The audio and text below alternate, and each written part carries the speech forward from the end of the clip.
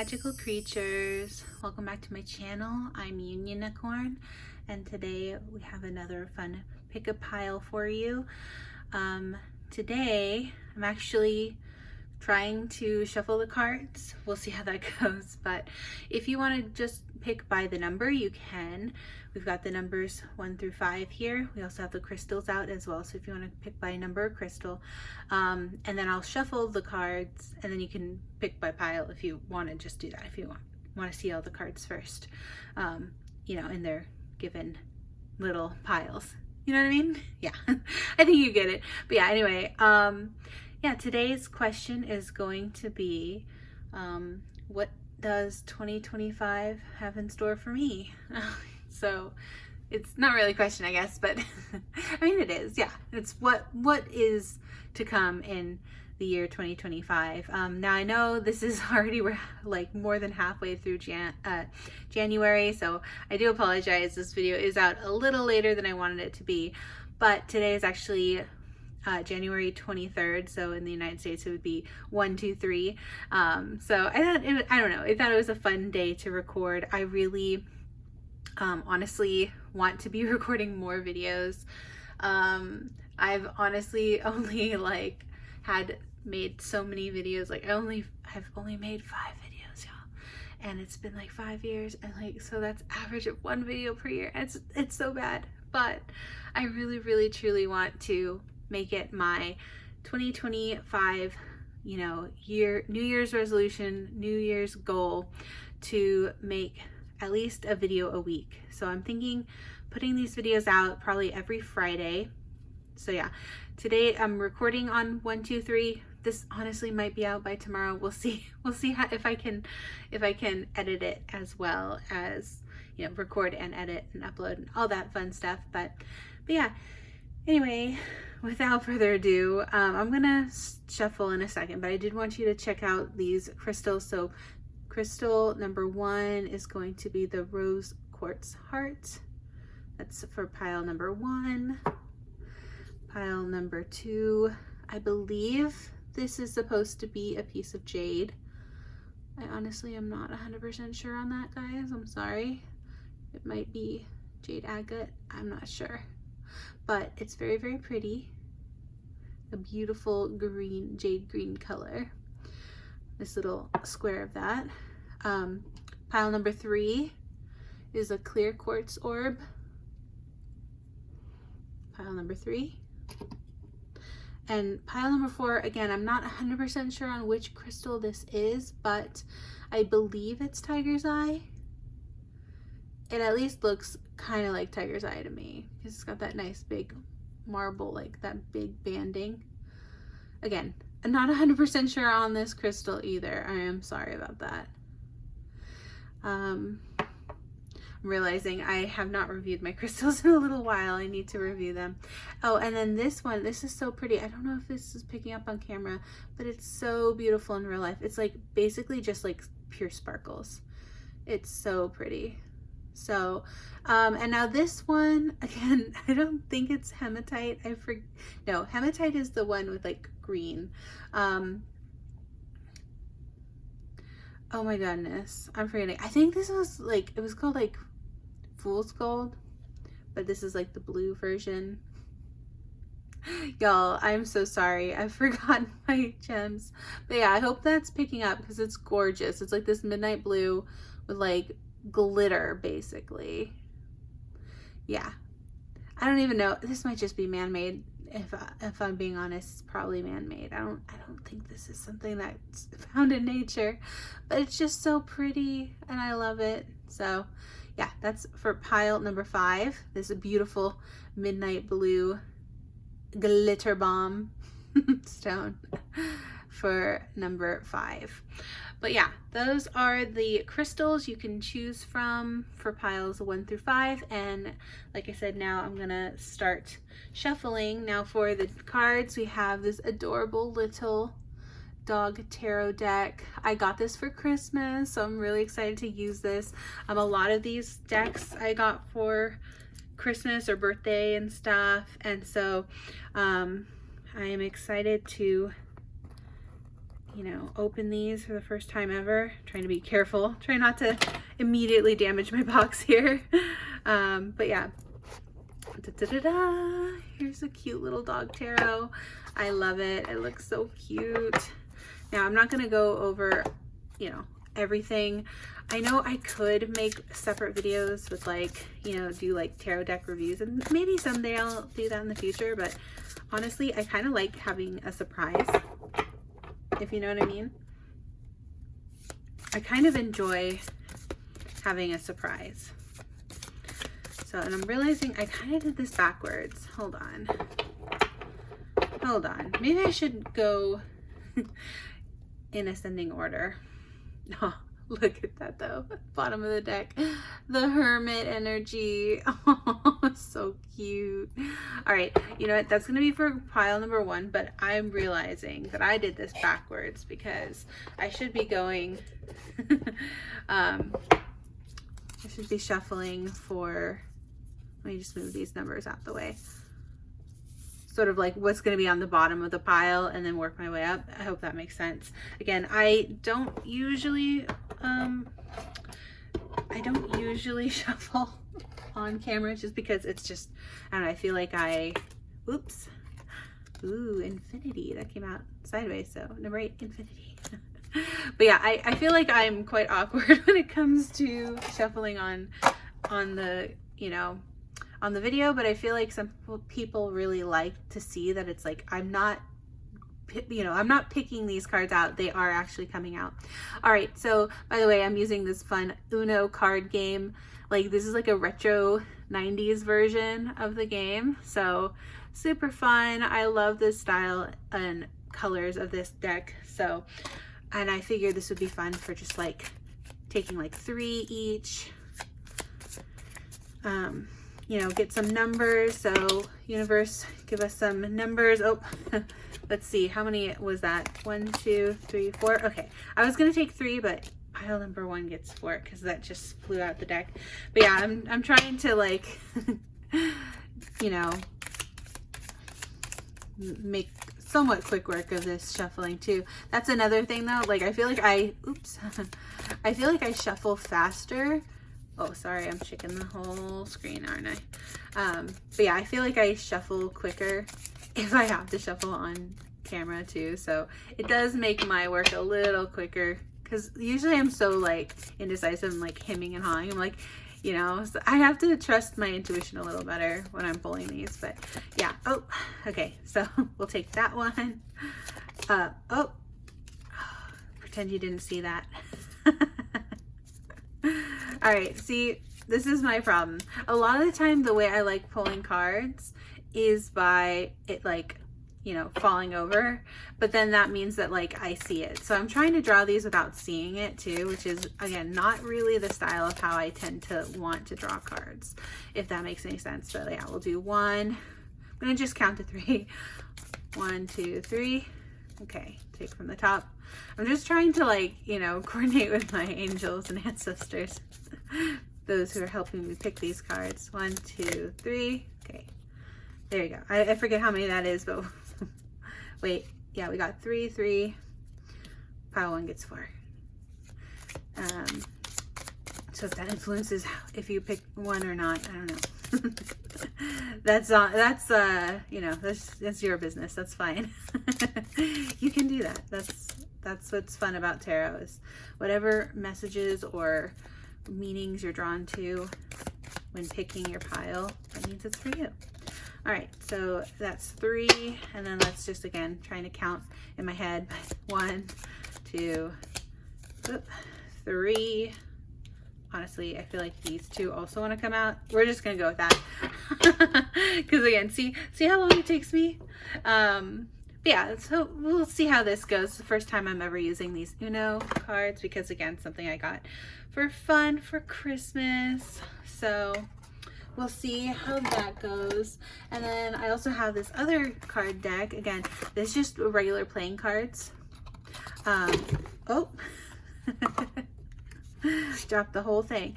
But yeah, this is just like a deck of playing cards, but it has nice crystals on each one. So can I just get one crystal, please, universe, for pile number 1? Okay, we're gonna take that one that fell. This one here. All right. Okay, one card for pile number 2, please, universe. One best crystal for pile number 2. All right, I'm gonna just take that one. All right, and best crystal for pile, oh, hopefully y'all didn't see that because it flipped out, so I'm gonna take the flip out. Pile number 3. Okay, so best crystal for pile number 4 at this time, please, universe. Give us the best crystal for pile number, well, those just landed on pile 5, so I feel like I need to keep it on pile 5. How about one more? Okay, beautiful. Did y'all see that? See, this is why it's so funny to me.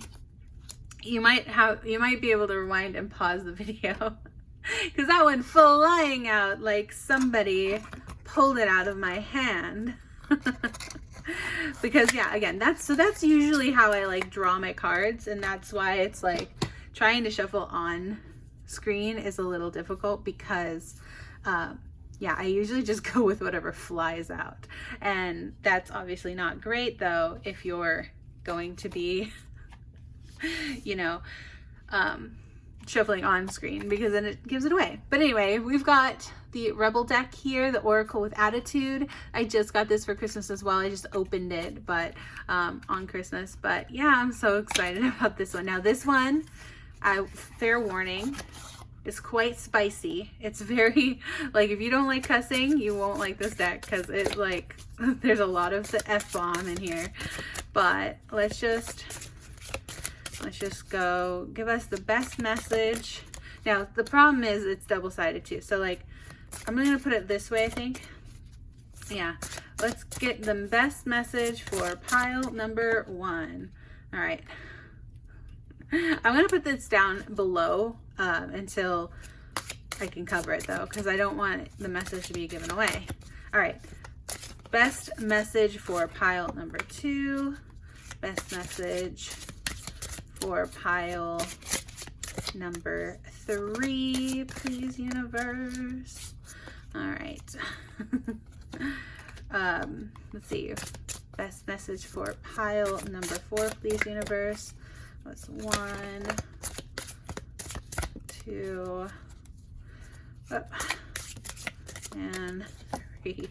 All right, and then best message for pile number 5, please, universe. Best messages for pile number 5. Okay, so great. So that was the see the F F bombs everywhere. But yeah, that was the Rebel deck. And now we shall shuffle. I have 7 decks I want to use today, and we're through like halfway. So we've got this really awesome deck here. It's called Element of Source, and it's an Oracle deck. It's actually from the Real Unreal, if you're familiar with MeowWolf in Houston, Texas. We went and actually checked it out, and it was so cool, y'all. It was the coolest thing. Highly recommend if you're ever in the Texas area, Houston area. There's one in San Antonio now too, and I'm really excited to go check it out. I want to go to that one now too. But yeah, the Real Unreal from MeowWolf was so cool. Definitely look it up if you don't know what I'm talking about. But yeah, it was really fun. And so they were selling these in the gift shop, which was really awesome. So yeah, we'll pick one of these. We'll take that one. And in fact, I'm gonna, again, take the little Rebel deck, put it underneath just so y'all can't see it. Okay, so best message for pile number 2, please, universe, spirit guides, angels, ancestors. Best message for pile number 2. Okay, got the both cards under there. Best message for pile number 3, please, universe. Oh, yeah, see, it flipped over. If you saw it, you saw it. That's the thing about shuffling on camera. Oh man, this is already 15 minutes. Okay, let's try to crank this through. Okay, best messages for pile number 4, please, universe. Thank you.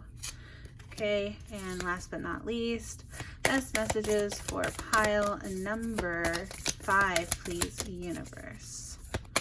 Best messages. Oh. Okay, that one. There we go. Okay, so yeah, that was the Real Unreal deck, the Elements of Source, rather, deck from the Real Unreal MeowWolf experience in not Austin, in Houston, Texas. All right, next we have 2 decks that I just got for Christmas, and I've been wanting these forever. These are so cute, and there's a third one too. There's a third deck in this series that I want. I think there's only 3, but yeah, this is so awesome. I love these. They're called the Affirmators cards, oracles, and this one's for love and relationships, and this one's for creativity. So I'm gonna go ahead and slice these open, because yeah, see, I haven't even pulled these out of the plastic yet, y'all. You got the first, you're getting the first experience with these. All right, so they come out like this, and we got a how to use card, and then, oh, look at that, you guys, abundance.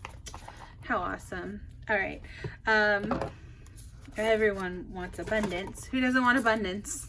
All right, so we got these creativity cards. I'm just gonna shuffle again. I haven't seen any of these. Oh, that one wanted to come flying out, so we'll take that one for number 1. Okay, best message for creativity, how to harness one's creativity this year, for pile number 2, please, universe. Pile number 2, how can pile number 2 be creative this year? Okay, I'm gonna take that one. I felt it, and then I kept going. All right, pile number 3,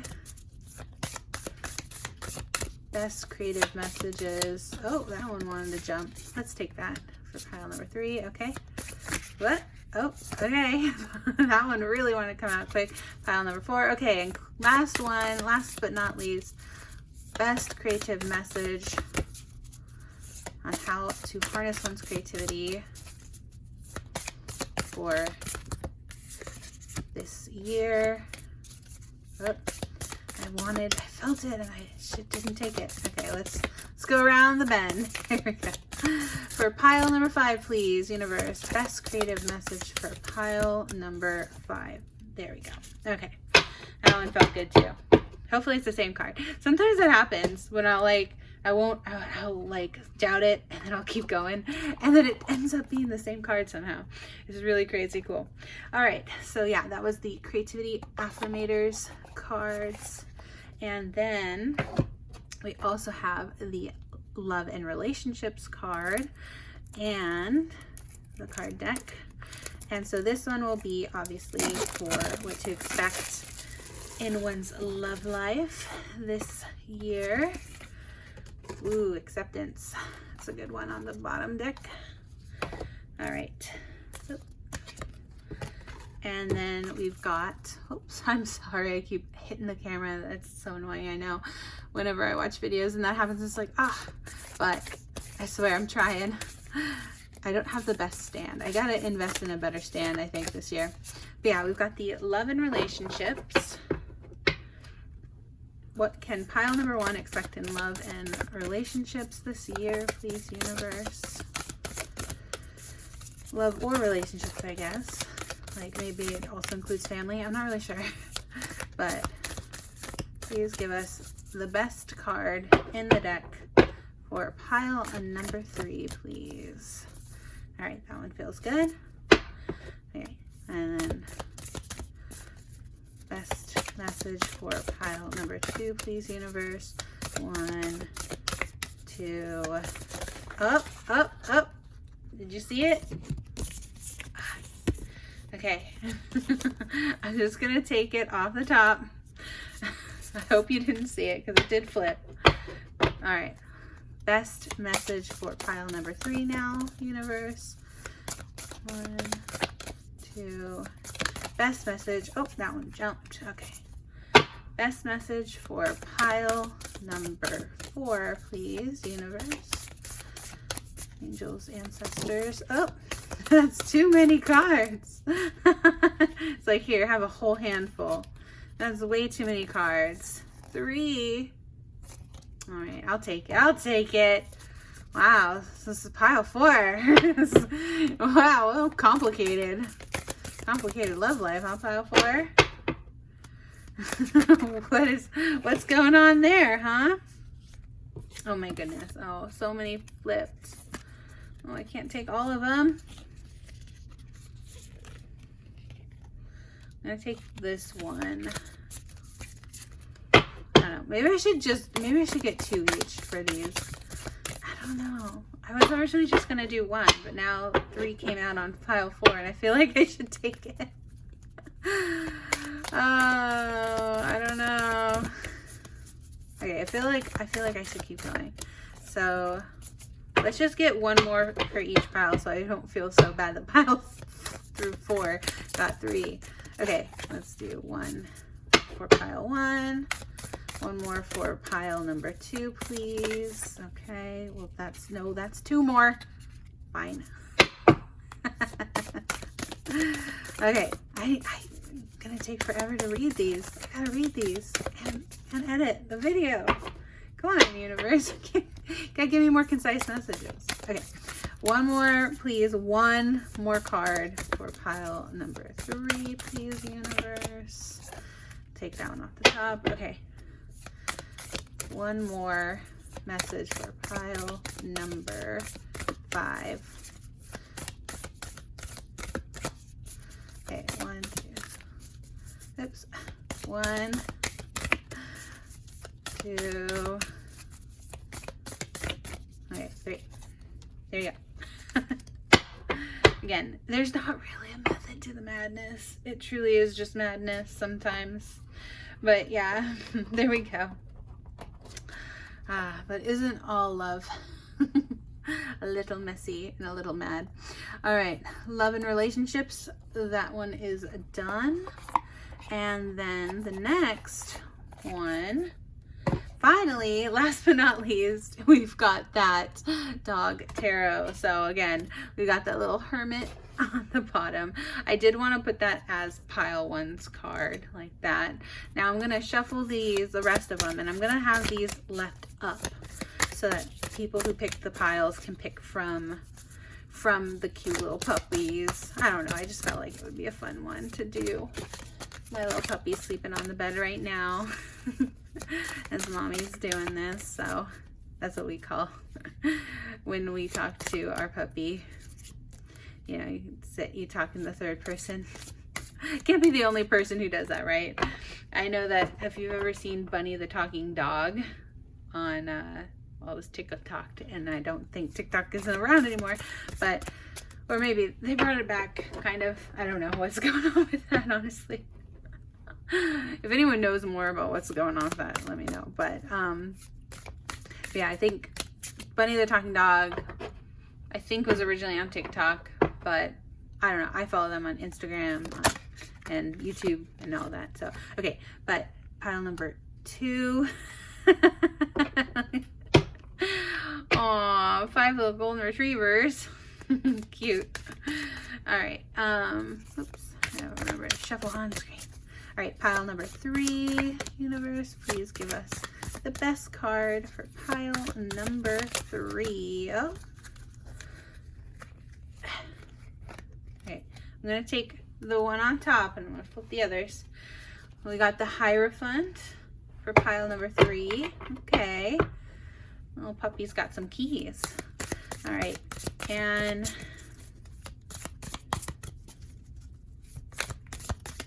kind of hope for Major Arcana for all of them, honestly. It's been so long since I really interpreted tarot. Would like a little cheat sheet. No, I would like a little bit of a easier time reading some of this. So let's see. I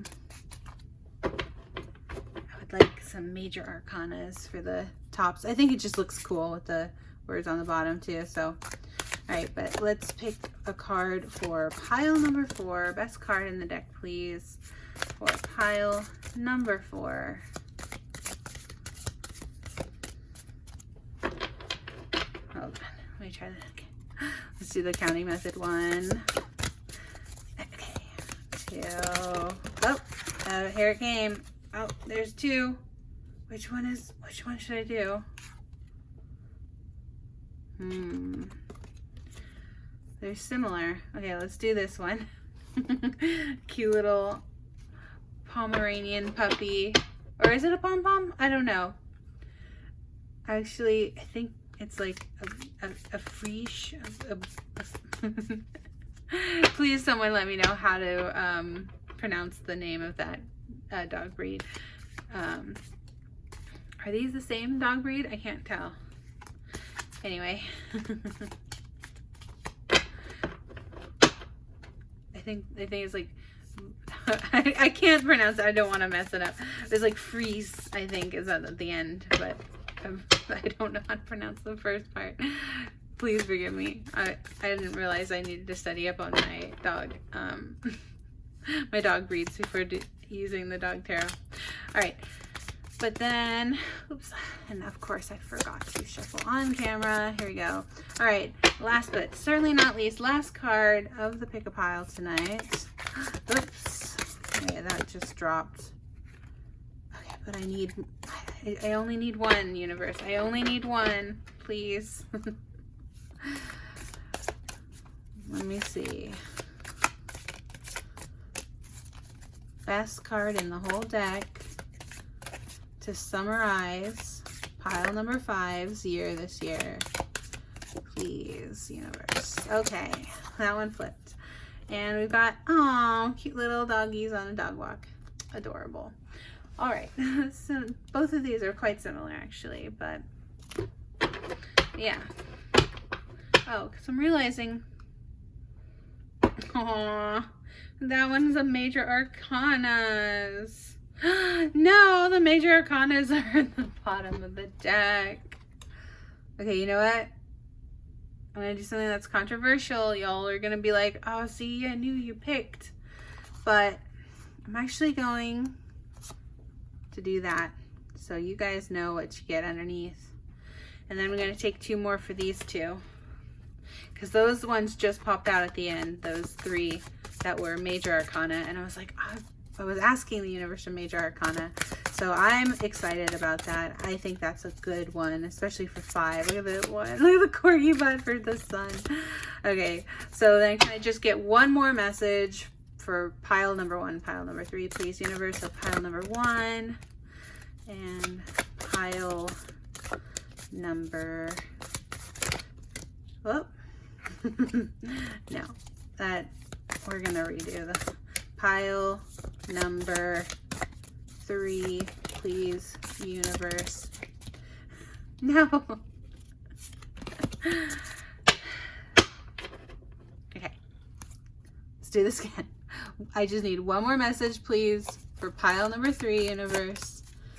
Clearly, concisely, 1 card for pile number 3. Okay, this one. All right, like I said, complete madness. There's hardly a method to this madness, but you know, I just get a feel for them basically. Also, by the way, look at the cute, look at this end of the box. It's so cute. Oh, it's kind of sad though, but yeah, it's on both sides. Little puppy. All right, so let's go back in here. Okay, and so yeah, I'm gonna just put put those underneath. I'm gonna flip that one, flip this one. So that way we have one major arcana and potentially one non-major, one minor arcana, non-major. Wow, can y'all tell I haven't done a reading for a while? Probably this whole time you were probably like, yeah, we can tell. All right, but this is going to be pile number 1 with the cute little hermit. This is going to be pile number 2 with the High Priestess. Look at this card. They've got a little, there's like a little pug, I think. Yeah, and he's got like a little witchy hat. So cute. All right, so that's going to be for pile number 2. Then we have the Hierophant for pile number 3. Get a little closer look at that card to represent. Oh, I can't really put that there. Hold on. We'll do it like this then. I'm just trying to like push the piles a little neater. Then we have the Empress for pile number 4. Ooh la la. Again, this is the pile with 3 love cards coming out, so. Oh, and you picked like a red color for love. Ooh. All right. That's probably gonna be my love pile. I'm just calling it right now. All right, and then the Sun for pile number 5. Last but not least, pile number 5, the Sun. Oh, did I even show up close quirky butt? For the Sun, pile number 5. All right, so yeah, these are your piles. Pick which pile you want, and I will meet you in your pile. Hello, pile number 1. Welcome to your reading. Today we have all these nice cards for you, as well as a song right here, and some numbers, a card about, you know, your crystal, some oracles. So yeah, lots of goodies today. Today we are asking the question, what should I be able to expect for my upcoming year 2025? And this, by the way, is your crystal you chose. If you chose by the crystal, this is the rose quartz, and it's a little heart-shaped rose quartz crystal. So very cute. This is actually one of my favorites. I actually got this on a bit of a road trip. So I have really good memories of where I was able to find this and pick it up. And so yeah, this one's, I think, probably my favorite crystal, honestly. So, but shh, don't tell the others. But yeah, but anyway, so let's just jump into your reading. We've got this number 1. So you have the Hermit. This was on the bottom of the deck. And yeah, this is the cute dog tarot. This is a new deck for me, so if I pause to like get it, pause, P-A-W-S, no, if I pause to like read the little book, it's because I'm not as familiar with this deck yet. But yeah, we've got the Hermit, and then this card, oh, how cute. Oh, you've got like the 3 of, and that's like a diamond. So again, there's shapes. See, that's what I mean by, I'm not familiar with it, what the shape means yet, but I'm guessing because of how cute and heartsy romantic it is, I'm guessing this is the 3 of hearts, or the 3 of cups, I should say. But let me double check that. So yeah, in here it shows the little symbols and what they mean. Let's see. Yeah, so it says right here, the suits. Oh, this is swords. 3 of swords. What? Oh no. So this is actually 3 of swords. Oh, that's so misleading because I thought it was all sweet and romantic, but that means heartbreak. Oh, that's so unfortunate. I'm sorry. It looks so cute and innocent. Oh, like puppy love. And then, oh, breaks your heart. Oh, I'm sorry. Yeah, that's triangle suit of swords. This is the suit of cups. This little cup shape, half cup shape. Suit of wands, this little planet shape. And then pentacles is a little circle. That makes sense for like coin. All right. But let's go ahead and check out what your hermit means. Because again, like I said, I'm not quite familiar yet with all of these. So, but we've got the Hermit, which is number 9 of the major arcana. So it says, don't mistake shyness for loneliness. Sometimes still puppers run deep. Whatever that means. I think it means like it's a reference to still waters run deep, but anyway. Upright means the eye of Horus on the napkin right here. That's definitely a symbol I already noticed. I was like, ooh, it's got the eye of Horus. It offers protection and healing, and that spot under the table seems like a pretty safe space, safe enough for more inner exploration. What others see as withdrawal is actually a path to great insight and wisdom. All right, so yeah, hopefully you can read along with that. But yeah, so okay, so this Hermit obviously is about withdrawing and kind of, you know, being kind of more introverted in a way, just, or at least just like a little more, taking a little more time for, you know, me time, so to speak. And yeah, so that's awesome. Okay, so that makes sense. We've got the Hermit, 3 of Swords. Then we have the Love Affirmators Tarot. So this is for love and relationships. You have Humility. Take a deep breath and relax, or sorry, maybe relax, but realize all of my desires to be right. Without right, what's left? A soft and pliable version of me that's willing to make mistakes, hear other people's opinions, and try doing stuff a different way. In other words, I get to take a pretty sweet all-inclusive brain vacation. Some restrictions apply depending on the current tenacity of my ego. That's funny. Did y'all see that? You can take a screenshot if you want. But yeah, that's funny. So we got humility, and then we also have sensuality. Oh la la. So this is a bonus card. Embracing sensuality doesn't necessarily mean you're a middle-aged swinger. Oh my goodness. It simply means you're savoring one of the coolest aspects of being alive, sensory input. It's time to get decadent and reward yourself with gifts for the senses. You could drop a wad of cash on champagne and chocolate, or you could tune in and enjoy the incredible gifts around you. The taste of an orange, the sound of the forest, the texture of corduroy. I don't know, your life.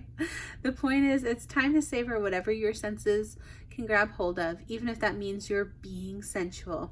And it says, gross. So yeah, again, this one right there, if you want to take a little screenshot. So yeah, so it's about humility and sensuality. Ooh. Yeah, so that seems to go hand in hand with this one almost.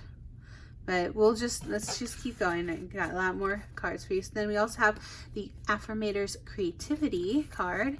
And this says, Rebellion. I high five my inner rebel and invite them out to wreak some healthy law-abiding havoc. My inner rebel has a way of turning things inside out, making them way more interesting. Sorry, I can't read today. I'm getting used to reading these little decks from I'm reading them like this, kind of back far away. What you see in the camera, you're a lot closer. So, but we're talking coloring outside the lines. Boom. Modifying a recipe. Bam. Wearing stripes of plaid. Mic drop. I promise I'll buy you a new mic. My inner rebel made me drop it. Is it damaged? It looks nice. Their little asterisks are always so funny. Yeah, okay, so you got the Rebellion card. Kind of like scribbling outside the lines, like they said. And, you know, trying to take risks, get messy, make mistakes. Is that what Miss Frizzle said? All right, and then we also have an Element of Source card. Now this actually came from the gift shop in the MeowWolf in Houston, Texas. The Real Unreal, so really cool deck that I got. And this is called, Creation. And it says obstruction. Creation, but it's the shadow of creation is obstruction. Roadblocks must be taken down. Yeah, so this card is a great card. It's telling me that, you know, you'll come up against a few obstacles, but you will figure out ways to do the shadow work in order to break down those walls and get past your obstacles. So that's an awesome card right there. All right. Now this is the Rebel deck right here, the Rebel deck. And this says, stop fucking whining. So, by the way, the Rebel deck drops a lot of F-bombs, so sorry about that if you don't like cussing. But yeah, it says, stop fucking whining. And it says, no one wants to listen to that.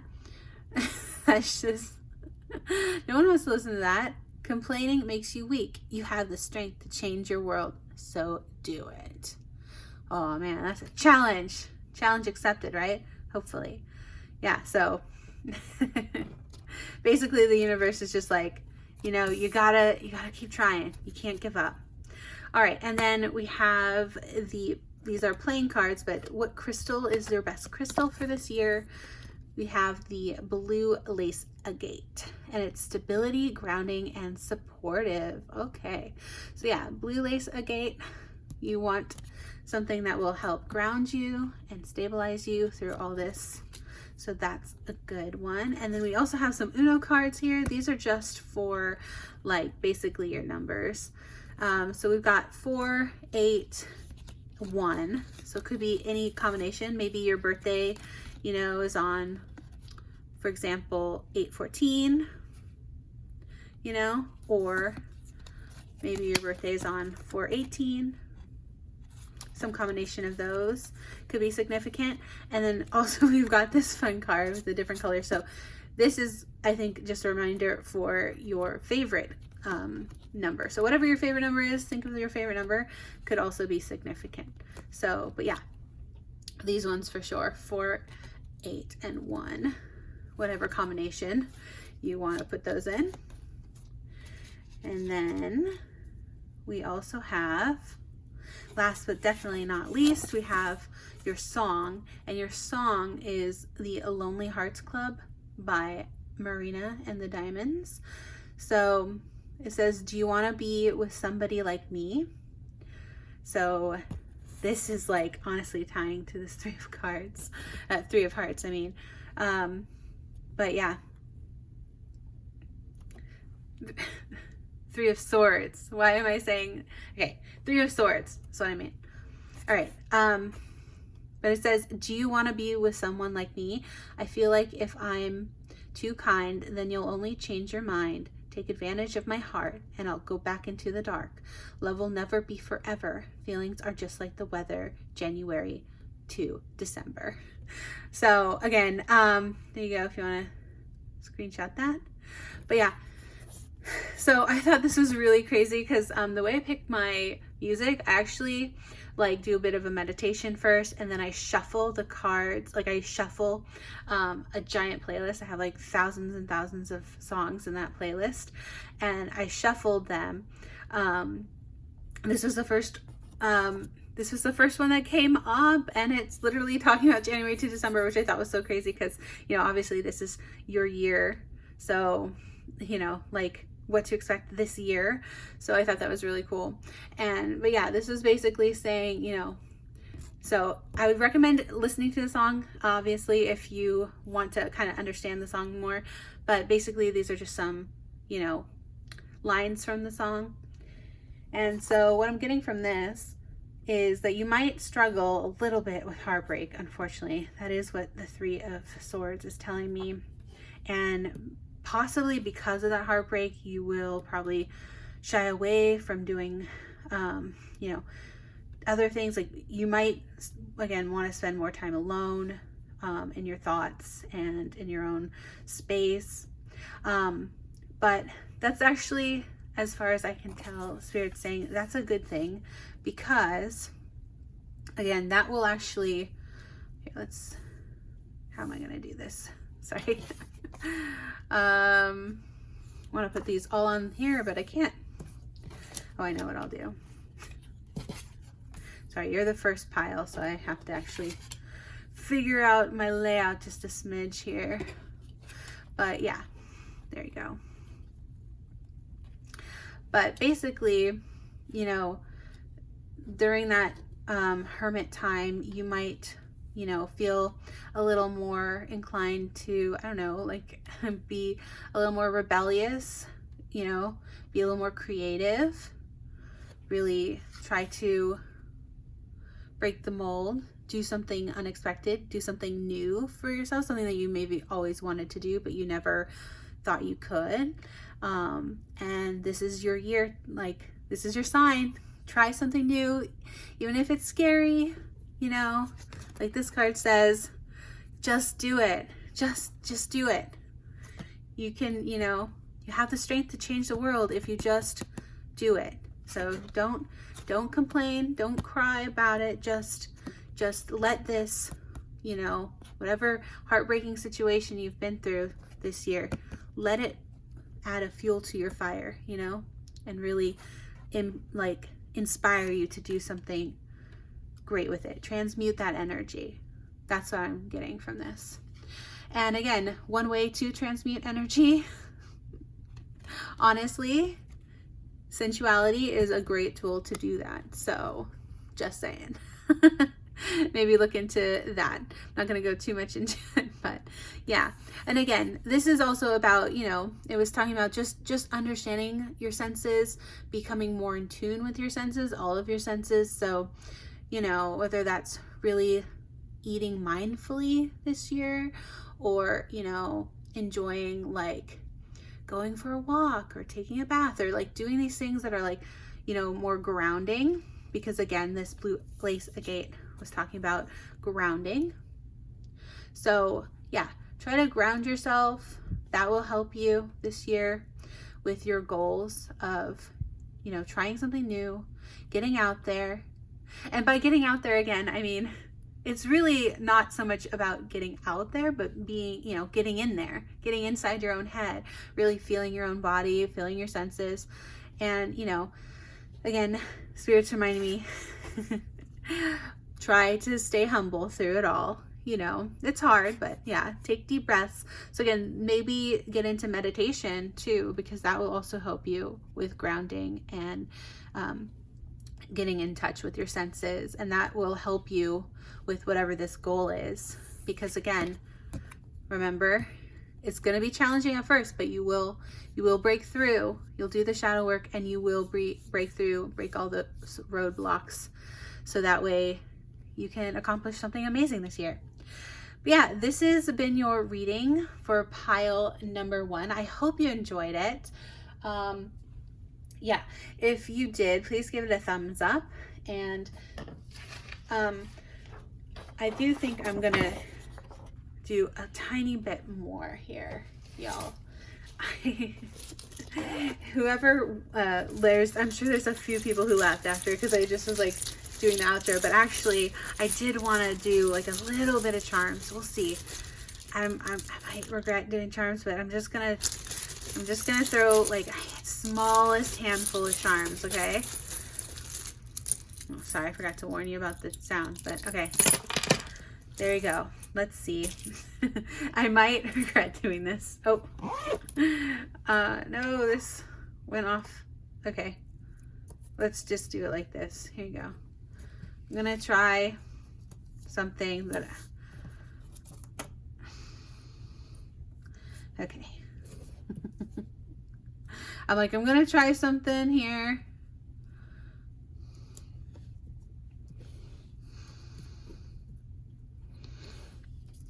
There. I'm gonna spread them out a little. And so yeah, this will be your year. And so we've got a few charms here. So the first charm we have, this is actually, I love this little charm so much. It's a little elephant. So I think this is a reminder to remember and really, you know, think in January. So remember, elephants, they are very wise. They reflect, and they're also very creative. I don't know if you've ever seen an elephant paint, but they're really awesome to see paint. And so yeah, but yeah, this is, elephants are actually my favorite animal, just by the way. But also this came off of my ring. So I used to wear this little ring all the time. So this one, this little charm, the first charm that came out this reading, is actually really important to me compared to a lot of these other charms. So yeah, I just thought that was awesome that this one popped out first. This was the first one I saw. But yeah, anyway, basically this January, be like the elephant, you know, look up the, you know, animal spirit meanings behind the elephant as well. But yeah, you know how they say elephants never forget. So this is, I think, just a reminder to like reflect on the last few years, but you know, really like also work toward a nice future. All right, and then in February, oh, we've got a little bit of a heart here. Got some love. So yeah, pretty self-explanatory. You will have some romantic love in February for Valentine's Day. That's great, awesome. And now in March, you got a little seashell. So this is telling me that in March you're kind of, you know, collecting maybe ideas, like you collect seashells. So if you have, again, a project in mind, something that you're not quite sure how you're going to do, but you've always wanted to do it, this is a sign to, yeah, in March, kind of just write down all your ideas, you know, journal it out and like collect them like little seashells, you know what I mean? Like go digging in the sand of your imagination or your mind, and you know, pull out the little shells, the little ideas. All right, now in April we have two charms actually. Actually, I think this one's supposed to be May. I don't know. We'll see. April. Yeah, so we got the butterfly. This is telling me new beginnings in April. You're kind of maybe starting something over, or you know, starting something new, starting maybe a project again. Like you've been collecting your ideas in March, and now in April you're ready to start your new idea, possibly.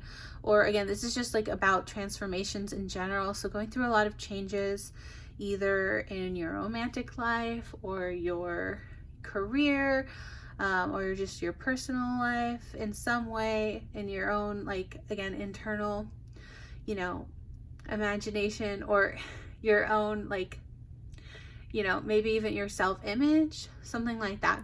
So yeah, having a butterfly moment, you know, transformations in April. And then in May, you've got these little sea creatures. And now, again, I know they fell kind of more over this way, but I was trying to spread them out a bit. So yeah, you got two little sea creatures here.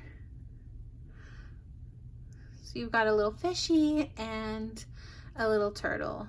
And so again, go ahead and look up the animal spirit meanings behind these animals. But again, I think the tortoise is telling me slow and steady wins the race, right? So trying to get that little fish, right? Maybe if the fish is like the carrot on the end of the stick or whatever. And so, you know, slow and steady wins the race. If you're going after this prize, you know, just take your time. You will get there. Have faith in that. Just, you know, take one step each day and you will get there. And then in June, you've got this little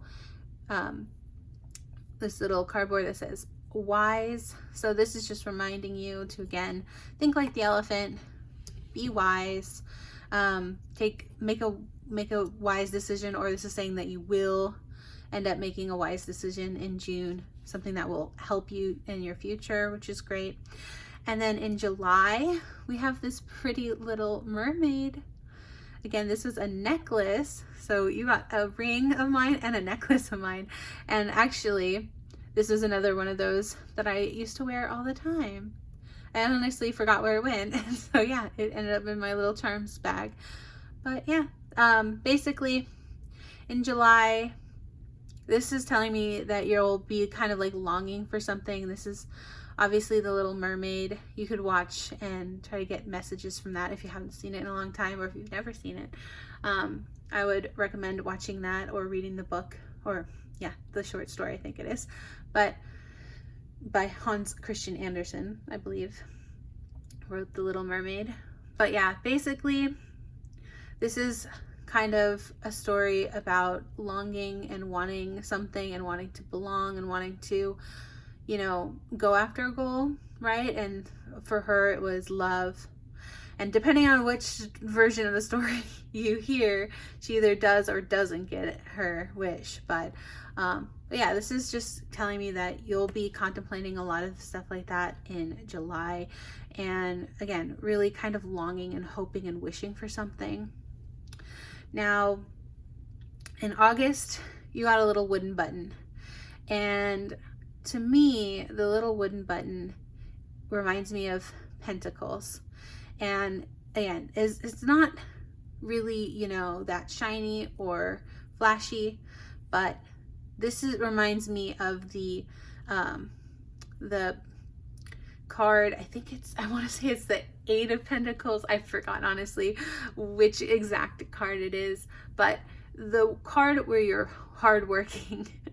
The pentacles, you're hard at work making your pentacles. So yeah, and by pentacles I mean money. So this is what I'm getting in August. You're going to be working toward making some good money. And in September, you got a little unicorn. And again, this to me is telling me like there's something that happens in September that is like so shocking. It's like you're going to be blown away, because it's going to be something that is just so unexpected, like seeing an actual unicorn. Like, I don't know, maybe this is seeing the love of your life, or getting your dream job, or something just so unexpectedly amazing. That's gonna happen to you in September. So I'm really excited for you for that. That's awesome. Now in October, you got this perfect, it's so perfect. You've got this little duality charm here. Again, I think it's all another necklace, yeah. But it says good witch or bad witch. So yeah, in October, you can either be a good witch or a bad witch. And as you can see, it's almost like a coin flip here. This is what I'm getting. So depending on your choices, you know, you might end up being a good witch or a bad witch in a certain situation. But either way, you're a witch, right? So either way, you're manifesting something good. But again, you're manifesting something anyway, good or bad. But no, hopefully you're manifesting something good in October here. That's what I'm getting. Kind of like the magician, right? The witch. And then in November, you have these cute little stack of Tsum Tsums, Disney Tsum Tsums. So this to me reminds me of like having a bunch of friends and family. So again, it started the holidays in November, so you're going to be hanging out with a lot more friends and family. So you'll be getting out of that hermit probably toward the end of the year, and at least spending some happy holidays with friends and family. And then in December, your final charm for this year 2025 is laugh, which is a great one to end on. So yeah, in December, you'll have a lot of fun, a lot of good laughs, again, hopefully with friends and family.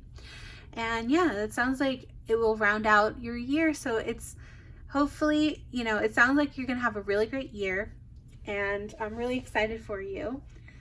And again, I hope you liked this little reading. Again, it's this pile is already about a half an hour long, so I do have to get out of here. But thank you so much for watching this video. I hope you enjoyed it. If you did, please give it a thumbs up. It means so much to me. It really, really helps me out. And yeah, you have no idea how helpful it is to get a thumbs up if you did like it. Again, write in the comments down below which pile you picked. That way, if you come back to the video later, you can always, you know, see if you did in fact watch this one, or if you want to pick a different pile. But yeah, thanks again for watching this video, and I hope to see you in my next one. Again, I will be trying to put out videos every Friday. Fingers crossed, hopefully I will do that. But it's sort of my New Year's resolution this year to actually put out some videos every week now. So yeah, hopefully I will see you in the next video. But yeah, thanks again for watching. I hope you have a lovely day. Bye. Hi, pile 2. Welcome to your reading for the question, what should I expect in 2025? So yeah, if you picked pile number 2, you also picked the High Priestess. This cute little bulldog with a little witch's hat. It's kind of cute. All right, so you got the High Priestess, and then, oh, you also picked, or if you picked the Jade Stone, that's probably, yeah. If you picked just by the stones and the numbers, then you've got this little, I believe this is Jade. I don't quite know, but it's a very pretty green stone here. And you've got the High Priestess, as well as, this looks like the 5 of Cups card.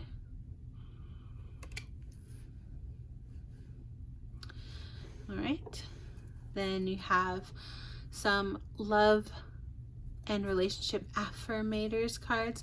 Now you got lucky and actually got three of the affirmators. So we'll try to squeeze them in here. Actually, I'm gonna scooch everything over just to start with. There you go. So the first affirmators card you have is thoughtfulness. I'll read that in a second. Then you have celebration. Then you have curiosity. Ooh, very nice. All right, so for thoughtfulness, it says, it's time to put your money where your mouth is and have fun showing your love. Think of all the little things you can do to show a person you love them. Then stop thinking of those things and actually do them. It is time to hide a note in someone's pocket, make them a snack, order them a book. Anything thoughtful can be an act of love. Even taking the trash out to the dumpster. Unless you're dating the trash, in which case don't take it to the dumpster, take it somewhere fancy. Did they just call who you're dating trash? Wow. Wow, who would have thought that being so full of thoughts and could be considered thoughtful? Okay. Yeah, so basically this card is just saying be thoughtful, make an effort. That's good. Always good to do. Show people you love them. Don't just say you love someone, show them. And then we have the celebration card, which is, when I come across people in happy, healthy relationships, I give jealousy the finger and celebrate their joy. When I do so, I'm rooting for the good guys, which means that I'm a good guy. And that means all of us win. Who wants to celebrate? Yeah, that's an awesome message. Again, don't be a hater. Don't be jealous. Nobody likes a hater. Nobody likes a jealous, I don't know, a jealous Jessie. I don't know. Sorry if I just fully called you out if your name is Jessie. That would be crazy. But no. But basically, you know, just it's a good thing when people are happy. You want people to be happy because that means that you can be happy. If they, you know, if they're happy and healthy and living an amazing life, that should just be inspiration to you to be like, wow, that's awesome that they have that. And that means that I can have that in the future if I want it. So that's always a good message to get from the universe, is just to be like, look, you know, always send people positive vibes, because what you give is what you get. And so you will receive positivity if you send positivity and love and thoughtfulness. All right, and then we've got curiosities. We've got this key in the lock, or the little box, and it says, meeting new people, I remember what a treasure trove of opinions, interests, and stories they are. But these treasures will only be unlocked if I embrace my curiosity. So I'll be curious and you be interesting. Deal? So yeah, I think this is just saying, like, you know, don't hesitate to ask questions, and like, really, if you want to get to know someone, just be curious, because that's the thing, is a lot of people don't know this, but if you are good at asking other people good questions about themselves, like, you know, fun stuff like, what's your favorite book, or, you know, something like that, you'll be so surprised what you learn, because people love talking about themselves, right? So and it's honestly rare to find people who actually want to listen, like really want to hear. So if you become that person for people, you will truly like learn so much about people, and it'll be really fun and cool. Trust me, like it's a fun time. So yeah, again, all of these I think kind of go together: thoughtfulness, celebration, and curiosity. So again, be curious, thoughtful, you know, inquisitive, ask your friends, get to know people, you know, you'll be surprised what you learn. All right, and then we have the affirmators card, excuse me, the affirmators creativity card. So what can you expect in creativity and career? We have proliferation. I put quality control on hiatus and welcome prolific quality with untamed delight. Quality is cool at some parties, but not when it invites its friends' paralyzing scrutiny. So for now, I'll let my ideas proliferate like grass, and rather than apologize over every tiny blade, I'll let the whole darn field spring up. Once we're having a picnic, no one's gonna care what those blades are up to anyway. All right, so yeah, I like this little message as well. It's basically just saying, you know, don't hold yourself back and like be too particular or like too perfectionistic about stuff. Just, you know, when it comes to your like creativity or your career, like just explore things. And it's again kind of like how you're exploring, asking questions, getting curious about others. Explore the possibilities without being too like harsh or critical on yourself or others. You know, just ideate, you know, let the ideas flow through you, you know, like there's no good, like, you know how they say there's like no bad questions. That's what I'm trying to say, right? There's no bad questions, there's no stupid questions, and there's also no bad ideas. Okay, so like again, especially if you're like used to kind of like judging someone's ideas, if it's like at a work setting, if you're kind of like judging people, just actually be curious about what they're gonna say. Like really truly like give them a chance to fully explain, and you might be surprised. They might actually tell you something really cool that you wouldn't have thought of, and you know, you wouldn't have known otherwise, right? So yeah, and I believe the Five of Cups is actually all about cooperation as well. So you can see all these little doggies on a walk together, and they're all like almost leashed up together. So they all have to kind of cooperate together, you know? I believe that's what Five of Cups is about. Let me double check before I commit to saying that. But yeah, I believe that's Cups. Five of Cups, yeah. So it says, you're experiencing loss, whether through death, physical separation, a broken friendship, or trauma. Oh, so sorry. It's painful, but you still have a lot of good left in your life. So this says, the dogs are on the bridge. The dog on the bridge seems to be leaving his pack behind, whether that's for new adventure or the great dog bed in the sky. Either way, the four he's leaving behind have some sadness to process. Nothing will take up the space left by the loss of their friend, but they still have each other. Oh, okay. So I don't know. I must be wrong Sorry about that, but yeah, this is actually about loss and grief. So yeah, unfortunately there's a little bit of loss and grief here. So that's something to look out for. We also have the High Priestess though, so that's a major arcana. Let's go find that. And here we go. This is number 2 of the major arcana. And it says, make no mistake about it, it's the High Priestess's chair now. Upright as this girl is sitting on top of a world, fertile with possibility and power. Her lit candles speak to the contrast between darkness and light, secrets and clarity. Talk about the divine feminine. She represents sacred knowledge and hidden secrets. She directs your attention to your own intuition and the trust you've built within yourself. Awesome. So basically, this is like girl boss, right? That's what I'm getting. This is like, isn't it like gatekeep though? Like girl. So maybe don't gatekeep, right? Because gatekeeping isn't good. So again, you know, listen to people's ideas, be more open to others. Don't gatekeep, but you can still girl boss. You know what I mean? You can still girl boss without gatekeeping. I believe. So yeah. So the High Priestess, yeah, is just about basically coming into your power and yeah, being a badass, basically. All right, and then we have this card. It's from the deck, The Elements of the Source, and it's actually from MeowWolf. If you've ever heard of MeowWolf, it's really cool.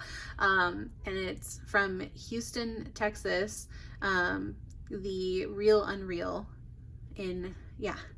So this was in the gift shop. It was a cool oracle deck, which I was so happy to find. Oh, so this is Unity. It did come up reverse, but I don't take reversals, so we'll just say it's upright.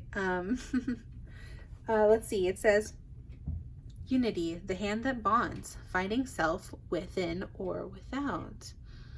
Okay. Yeah, look at that. So this is a little bit about self-exploration, it looks like. Possibly coming into union. Interesting. Very interesting artwork. So yeah, again, I see these like these bonds between these two. And again, to me, this is, I'm getting the message again about like exchange of ideas, you know, really collaborating with others, trying less to be, you know, less controlling maybe, and be more collaborative, open to collaborating with your fellow peers. And now this is from the Rebel deck, and if you know anything about the Rebel decks, they are quite feisty. So it says shit is going down with your job. Oh my gosh. Okay, so this is a pretty clear message. You're gonna have some stuff happening this year with your job, so just a heads up with that. And it says reevaluate, change your perspective, or fucking quit. Yeah, the Rebel decks do not mince words. So basically this is like, again, what I'm getting is you want to make sure that you are being open, being collaborative with your peers, specifically, you know, I'm thinking, yeah, more like at a job setting. And this is just basically telling you, like, it is like, if you don't like your job, you can get a different job. Like, truly, you can. Like, people do it all the time. People quit careers and they go to another job. You know, it is something that you can do if you want to do it. But before you make that life-altering change, at least try to maybe change your perspective. See, change the way you're looking at your current job. You know what I mean? Try to change your mind first and try to get a little more along with your peers at your job. Again, I know, easier said than done, believe me. Don't shoot the messenger. I know it's hard sometimes, but yeah. So that's what this message is saying, you know. It's very, very straightforward. It's like at your job, you're probably butting heads with some people right here, right? you're butting some heads, but this is universe inviting you to, instead of butting heads, try to look at things from their perspective. You know what I mean? Try to expand your mind, expand your horizons, and try to like hear people out at least. But yeah, okay. And then what is the stone that will be best for you for this year? Oh, this is called rhodonite. Forgiveness.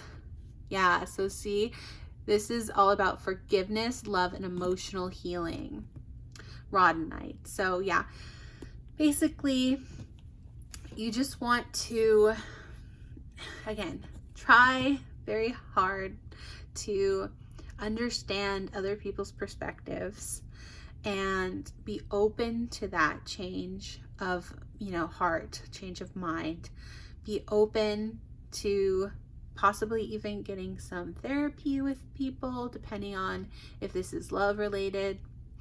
But yeah, just in general, try to understand other people a little more. Just, you know, it's, again, no one said understanding people was easy. Believe me, I don't understand some people in my life, but it's worth it. All right, and then we also have some little Uno cards. These are just lucky numbers or significant numbers for you. So we've got the number 6, the number 3, and the number 7. So maybe you're born, you know, in March, the 3rd month, or maybe you are born in, you know, June or July, or maybe your birthday is on the 3rd or the 6th or the 7th.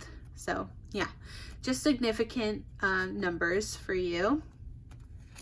And last but certainly not least, we have your song. Now I channeled these songs earlier. I have a big playlist of like thousands of songs, and I shuffled them and wrote this card for you earlier today. And this song is by K-Play, and it's called Punisher. So here are some of the lyrics in the song. It says, "It's never the person that you first suspect, but always half suspect. To find inside the room. Think I found the Punisher. Punisher looks like me. She's got the body of Jesus, but the mark of the beast. I found the finisher. Chokehold queen. Nobody knows how to punish me like me." So yeah, this song, I've never heard this song actually. It just popped up, and so I listened to it. It's actually a very interesting song. Definitely go look it up and listen to it if you want to. But yeah, basically it's a song about kind of like self-punishment. Like it's about, you know, being really hard on yourself, or like your own worst critic in a way. Or also another way I interpreted it was kind of like a song about, you know, thinking that like other people are out to get you, or thinking like it's someone else's fault. It's always someone else's fault. And then it says right here, you know, it's like, she looks like me, you know, it's like, oh, maybe I'm the one who needs to take a little responsibility for the way I've been acting. Maybe I need to self-reflect and be like, oh, maybe I have a part to play in all of this, right? So like, again, don't shoot the messenger. But this is a bit of a message to say that, you know, sometimes when we disagree with others, you know, there's not always a right or a wrong person. Sometimes it's just different perspectives. And that's why, again, the universe is asking you to keep in mind and try to see things from a different perspective. You know, try to open your mind, either at your job or your personal love life. Try to just try to see it from the other people's point of view. You know what I mean? Before you just dismiss them and be like, oh, they don't know what they're talking about, or oh, they don't have good ideas, or you know, they're always trying to say I'm the bad guy or whatever, right? So again, this is just kind of me channeling these messages, but yeah, hopefully that wasn't too hard to hear. Again, I know no one wants to hear that they're wrong, right? But we all can be wrong sometimes, right? It happens. Nobody is right 100% of the time. So just have a little bit of humility, right? Be a little more humble, and yeah, and that will take you far this year. But yeah, hopefully you like these messages. And last but not least, I'm going to do a quick little charms shuffle. So if you are, you know, if you're wearing headphones, maybe turn down the volume because it can get a little loud for the charms. But I'm going to shuffle little charms here. And the goal is to try to get a charm per month. We'll see if we can. But yeah, let me see. Did we get, oh gosh. Okay. Oh, these, I'm going to put those back, sorry. Okay, I need to spread these out a little better. Okay. Oh no. Okay. Oh, this is broken. Let's see how this works. Oh, there it goes.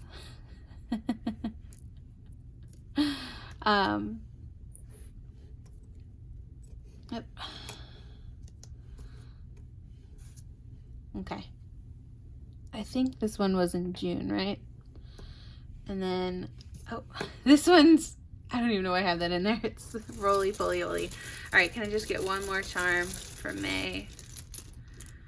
All right, there we go. All right, so let's see what we have here. We have first in January, we have a little moon that says a tiny bit wicked. So maybe you love the movie Wicked. I love, or the book or the play or any one of those, any one of those different forms of media for the story Wicked. I love the story Wicked. So again, in that, right, though, the whole story of Wicked is about, you know, asking the question, who is the good one and who is the bad one? And the point kind of is that neither of them are good or bad. They're just different people, right? So again, that kind of ties into what we were saying earlier, was like different perspectives. Just, you know, be open to hearing other people's perspectives. And it doesn't mean that, you know, just because they're quote unquote right, that means you're quote unquote wrong. It just means that you two have different perspectives, and that's okay. So yeah, that's for January. And we have this little silver button. Oh, and it's a crest. It's a family crest. Ooh, okay. So this is telling me that your family might be significant in the month of February, or maybe you're finding out a little bit more about your family heritage. Maybe that is tied into this whole overall message of like trying to learn about other people and other perspectives. Then we have, oh, I thought this was just a regular button at first, but no, it's a little Cabbage Patch Kid button. Aw. All right, so this is a little Cabbage Patch Kid. So perhaps someone's expecting in March. I don't know. Maybe you get pregnant in March. Maybe you give birth in March. I don't know. Again, this is a general reading, so take what resonates. If that's not your message, it doesn't have to be. But yeah, a little Cabbage Patch Kid in March. Maybe growing an idea, if not a child. Then we also have, this little bee that looks like the entire solar system or the universe. So in April, this is like my little universe charm. So this is maybe about, you know, again, definitely about getting more perspectives, right? The entire universe of perspectives. No, but this is about exploring and, you know, perhaps even, again, more about exploring lineage, exploring, and again, more of a, like, ideas or just how things work, kind of getting an understanding of something in April. And then we have the gem, but it's a little plastic gem. So this tells me that all that glitters is not gold, kind of the idea, right? So it's like you might think something's shiny and pretty and good, but it's really just plastic. It's not really maybe what you're actually looking for. So keep that in mind in May. And then in June, we have this little crystal ball, this little thing that was rolling around. So we've got this little crystal ball, and this is telling me that you will be, again, exploring more things in June. And yeah, trying to look into the future, trying to plan for the future here in June. And then we have July. We have these little scissors. So to me, the scissors means cutting out things that don't serve you anymore. So there might be something in your life in July that you don't feel like you need anymore. Perhaps, again, maybe a job, I don't know, something. And then we have, again, this is another very similar message to this one, but this is a little lucky coin. It's got a 4-leaf clover, so you might get really lucky in August.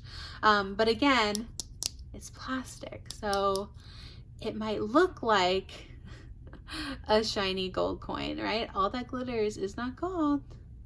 So yeah, it might look like something beautiful and fancy and amazing, but again, it might not end up being exactly what you want in the end. Now in September, we have this very pretty little sunflower charm, and this to me is talking about, you know, hope. To me, I think of sunflowers as being really, really beautiful and hopeful. They're honestly one of my favorite flowers, and it's because, you know, no matter where the sun goes, they turn their heads to see the sun. So they always think about, you know, the flowers are always kind of staying quote unquote positive, right? They're always looking toward the light and the positivity. So that is a good message for September, to stay positive in the month of September. And then in October, we have this little dancing pirate Skilly Bones, which, you know, pretty self-explanatory, right? I don't know, this just looks so much fun. This looks like, you know, dressing up for Halloween and partying and laughing and dancing and sword fights maybe. I don't know, 2 swords. There's 2 swords, so possibly some 2 of Swords energy, but mostly just having a fun time in October, so that'll be fun. And now in November, we have, this is actually a little piece of a broken off piece of pen. So maybe getting back to work in November. But then we have, this is Ariel from Disney's The Little Mermaid. And yeah, she looks like really happy, very pretty self-fulfilled. So yeah, that's a good one. And then the last one is this key. So in December, you might actually be handed a key that'll unlock like the next year, or like the next, you know, sort of phase potentially of your life. And so this, again, this is like a literal house key. So maybe you'll actually be getting a house at the end of the year, or, you know, early next year. But yeah, so that's exciting. So you'll unlock something in December that will like kind of be really important going forward. But yeah, that is all the messages I have for you for pile number 2. Thank you so much for watching. If you liked it, please give this video a thumbs up. It will mean so much to me. It really, really helps me out with the algorithm for these videos. So yeah, I would really appreciate that if you liked this reading. And don't forget to comment down below what number, what pile you chose, just so if you come back to the video again, you'll know which pile you picked. But yeah, thank you so much for watching, and I hope you enjoyed this pick a pile reading. And until next time, I hope you have a lovely day, a magical day, a wonderful year. Thank you so much, and see you next time. Bye. Hello, magical creatures. Welcome to pile number 3. If you chose this awesome clear quartz orb, kind of like a crystal ball in a way. Yeah, this little clear quartz sphere, as well as this little card, the Hierophant, for number 3, pile number 3. Then this is your reading. So again, you got the Hierophant as well as, oh, this looks like the four of Pentacles. It's so cute. Look at this little puppy. He just tore up all his little toys. Having fun playing with the toys. Oh, so cute. All right.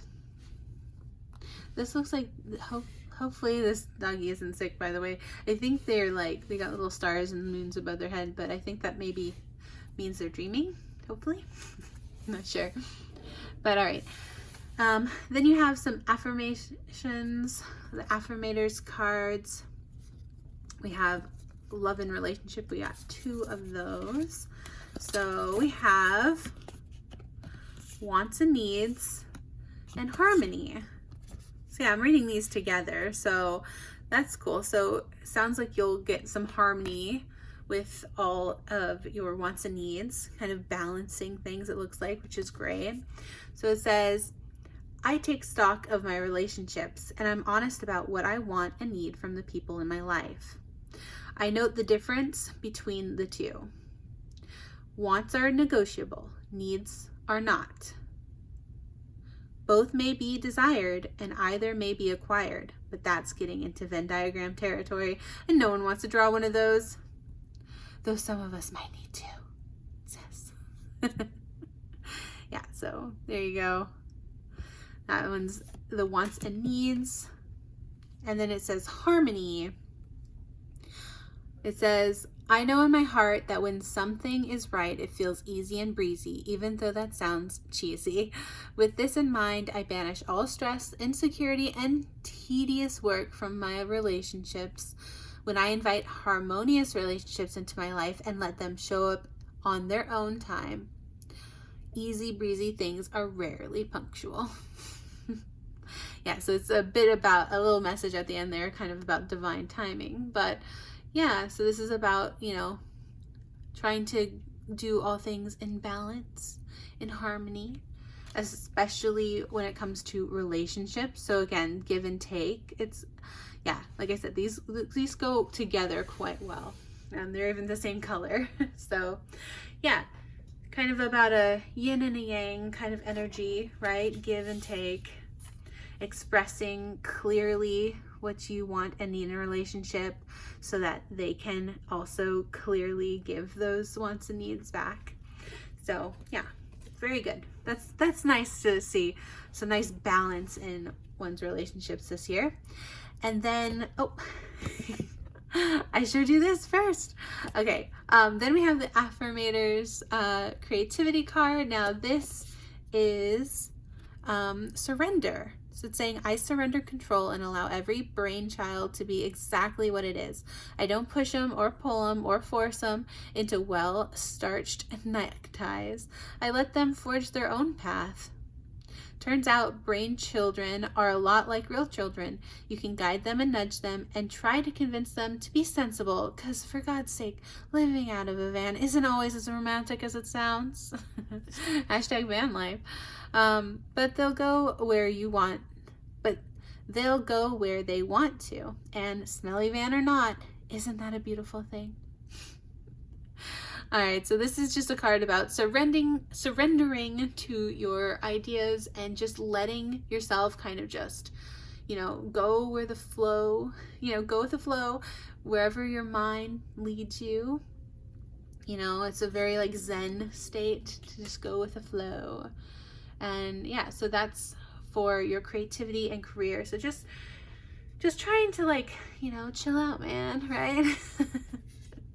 And just be okay with, you know, kind of your ideas in a way taking on a mind of their own in a way. And like sometimes you'll make something, especially if you're like, if we're talking about, you know, creativity, so we're talking about like your art or your creations or your you know, your work in general. Sometimes it won't always turn out like we expected it to, but sometimes that's better. Sometimes what, you know, happens, right? But what comes out of not being so like strict and controlling on something is you'll never know, right? You'll never know what can happen unless you try, and you'll never know what, you know, what could come of like just going with the flow, just trying to be a little less, you know, I don't want to say it sounds so bad, but I'll say it because I have a rebel deck coming up here anyway, and that always cusses, so I might as well say but don't be so anal retentive. I hate that word, by the way. I hate saying that. I hated saying that. But yeah, like just go with the flow, right? Don't force anything. Don't try to control anything.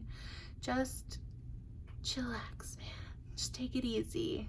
Put your feet up. Maybe that even includes in your relationships, you know, in order to have a give and take, you have to let others give, right? And sometimes that's hard. Sometimes, honestly, if you're used to controlling everything, it's hard to give up some like control and to be like, okay, I'm gonna let them take on this project, or I'm going to let them do the chore in the way that I maybe wouldn't do it, but they're, you know, I want them to do the chore and they're gonna do it, but maybe they don't do it 100% in the way I want them to do it, right? So yeah, just keep that in mind, that like a little bit of forgiveness and a little bit of like, I don't know, just going with the flow again. I keep saying that, but yeah, it goes a long way. It really does. You know, it helps others like see that like if you're letting them have some say in it, then they'll be more receptive to like making it feel like it's, you know, they'll be more proud of their work in the end, if that makes sense. Hopefully that makes sense. Anyway, and the next card in this pile is the Elements of Source, and this is actually an oracle deck that I got from MeowWolf. It was in Houston, Texas, and I saw it in the gift shop and I was so excited. So yeah, if you haven't heard of MeowWolf, definitely look it up. It was called The Real Unreal exhibit, and it was really, really cool. And they had tarot cards and oracle cards. So I saw this in the gift shop and I was so excited to get it. So yeah, this you have the Desire card, and it says prosperity. Oh, excuse me for dropping. Yeah, it says prosperity, which is a core. The core is desire, and the substrict is abundance. And it says, what is full today may empty tomorrow. So yeah, basically that last bit is like a reminder to always be thankful for what you have, right? We can always have more, but we can also always have less. So always be grateful and thankful. It's just good practice to learn how to be, you know, a little more gracious and thankful to the universe. Always just, you know, it's just a good practice to be, to be grateful. Okay. But it also says prosperity, so that's a good thing. So it sounds like you will get what you desire. Again, possibly not in the way you expect, but you will end up getting what you desire. And again, this is just a reminder to be thankful for all that you do have, thankful for your prosperity and your abundance. So that's a good card. And then we have, now, again, this is the Rebel deck. And it does cuss, so just fair warning to you. But it says, you need a good fucking cry. All right, so this is just telling you, you know, it's okay to cry. Let it out if you need to. It's okay. Believe me, nobody's gonna judge you. It says, get the ugly cry on. Let that shit go. Your soul will thank you. So yeah, there's something you've been holding on to that you're gonna hopefully release this year. And it's just gonna make you feel so much happier, so much lighter, so much better. And then you have, so let's see, this is just what kind of stone might help you this year. It says antigorite. I think I'm saying that right. Antigorite. That's this little stone here. Yeah, let me focus on there. Antigorite. It says flow, intuition, and bloom. I haven't heard of this stone. Yeah, I really like this little playing card deck, because it's just 52 cards, but it has like a whole bunch of different stones. Each stone is different, so I haven't even heard of this one. But yeah, there's a stone that if you want to get, might help you with your intuition a little better. And again, going with the flow. Hey, I just got that. Oh my gosh. See, y'all, I don't make this up. Like, this is why I have to shuffle, even though I hate shuffling on camera. Because I'm just always so klutzy and clumsy when I'm like shuffling and it's like the cards are flying everywhere. But like, this is why I do it, to show you I did not pick these cards out. Look at that. It says flow. So yeah, this might help you go with the flow. That's okay. That's the message. Took me a second to get it, but yeah, that's the message. That stone might help you go with the flow. Now, I also have just a bunch of little Uno cards here for like lucky numbers. So you actually got 2 3s, so 33 might be of significance. Maybe this is your 33rd year. Are you turning 33 this year? Let me know in the comments. That would be awesome. But yeah, lucky number 33, or you also got the number 5. So again, maybe you're born on the 5th of March, or maybe the 3rd of May. But yeah, those are just some lucky numbers for you. 5 and 3 is significant somehow. Maybe you're turning 53. I don't know. It's again, general reading, so whatever applies to you, take it. If not, forget it. But then, and last but not least, we have a song, and I actually shuffle with my iPod. iPod. I haven't played with my iPod in years. What am I saying? I'm sorry. What I meant was, I have a Spotify playlist and I shuffle on my phone. I play it through my phone, but it's like an iPod, right? Maybe you still have an iPod. I don't know. Let me know. I don't know why I said iPod. Anyway, that's not the point. The point is that I have a huge playlist of like thousands of songs. And so this, earlier today, I shuffled a bunch of songs, and this is the song I got for you. It says Off to the Races by Lana Del Rey. And the first, if you can see that, the very first and most important thing is it says, you are my one true love. And so if you haven't heard the song, I totally recommend it. It's a good time. It's fun.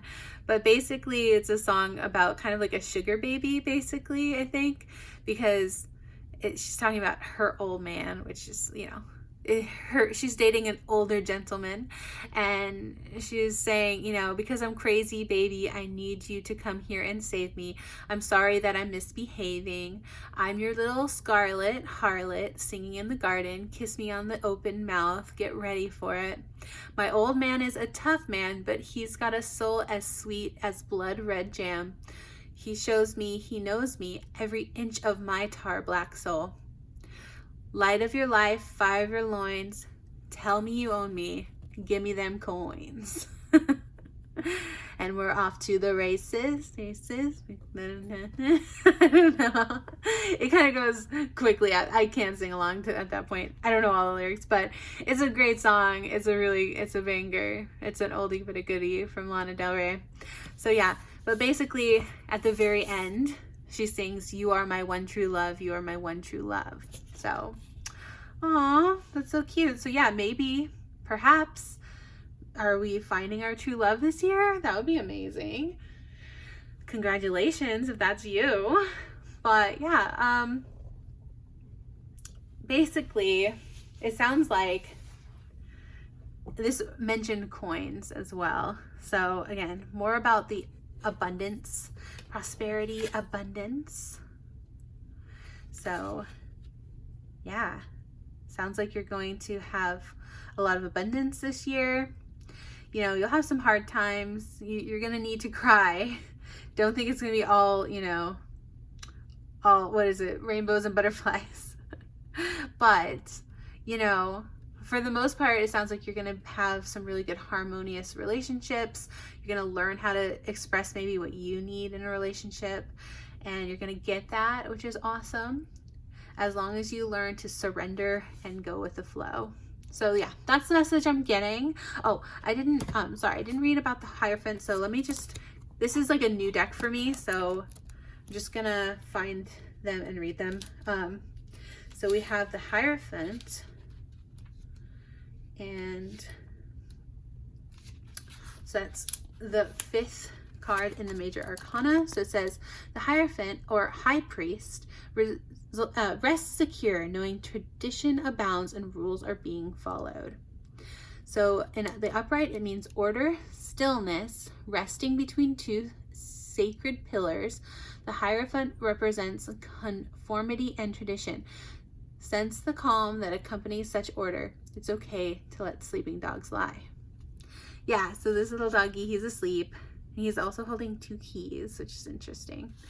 But yeah, what I found interesting, it said here, resting between 2 sacred pillars. So to me, this sounds like sort of a bit of a message about this year is sort of like a bit of a rest period between maybe a lot of happened last year or like a few years ago, and like a lot's gonna come up, you know, later and in the next few years.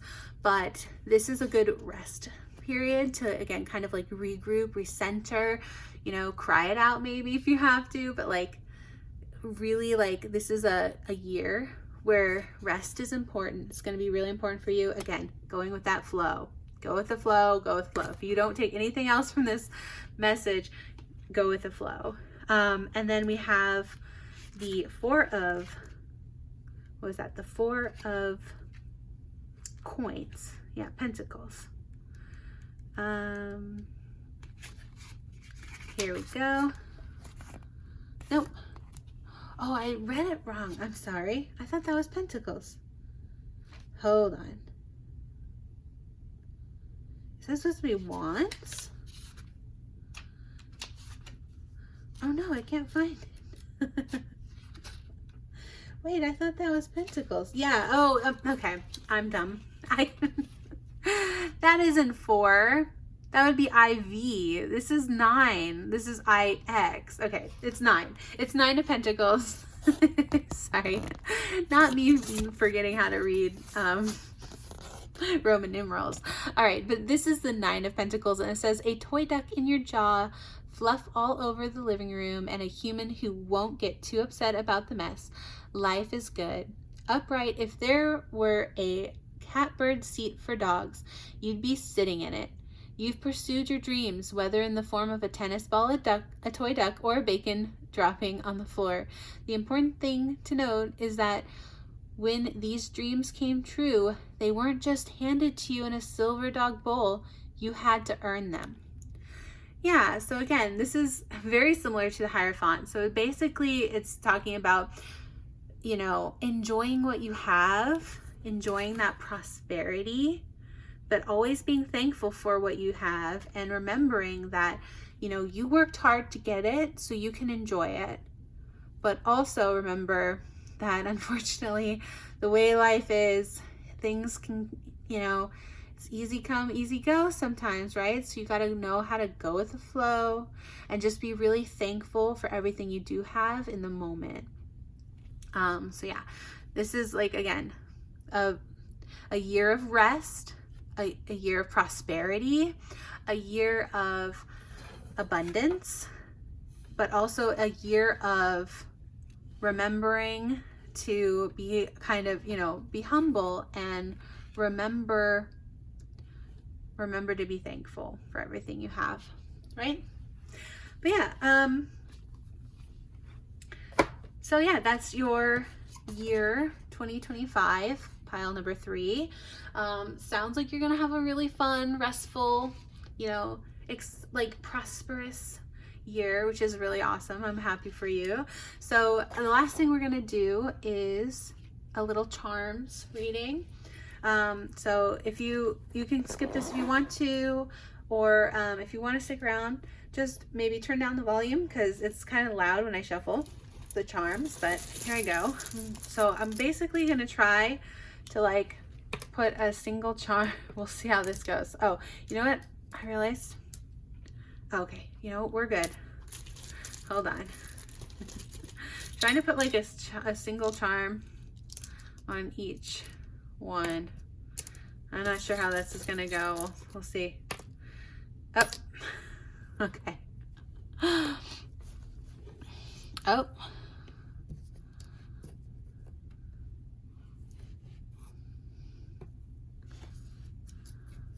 Ooh.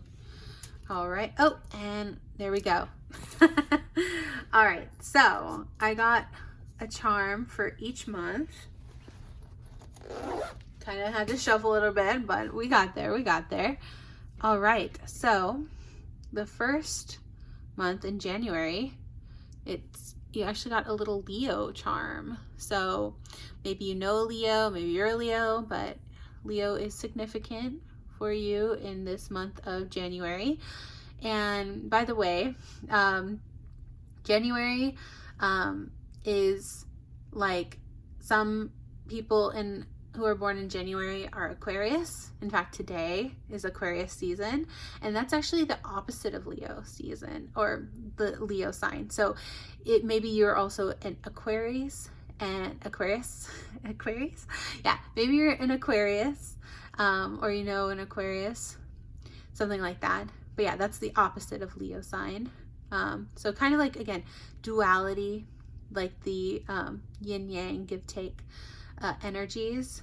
So opposite signs in the zodiac kind of have that energy between them.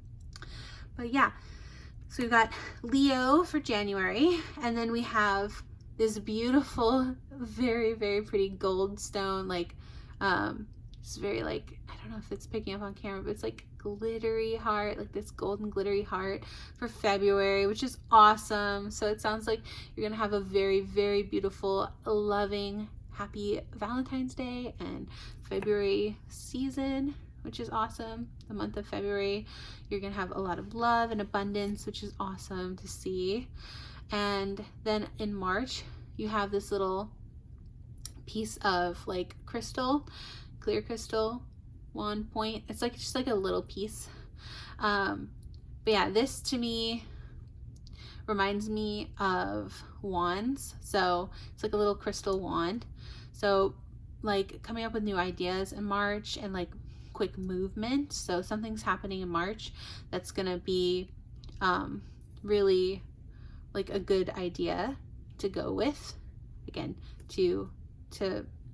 it's gonna happen quick too. So something in March. And then we actually have this little happy birthday. So I don't know if anyone in here has birthdays in April, but this came up, your little happy birthday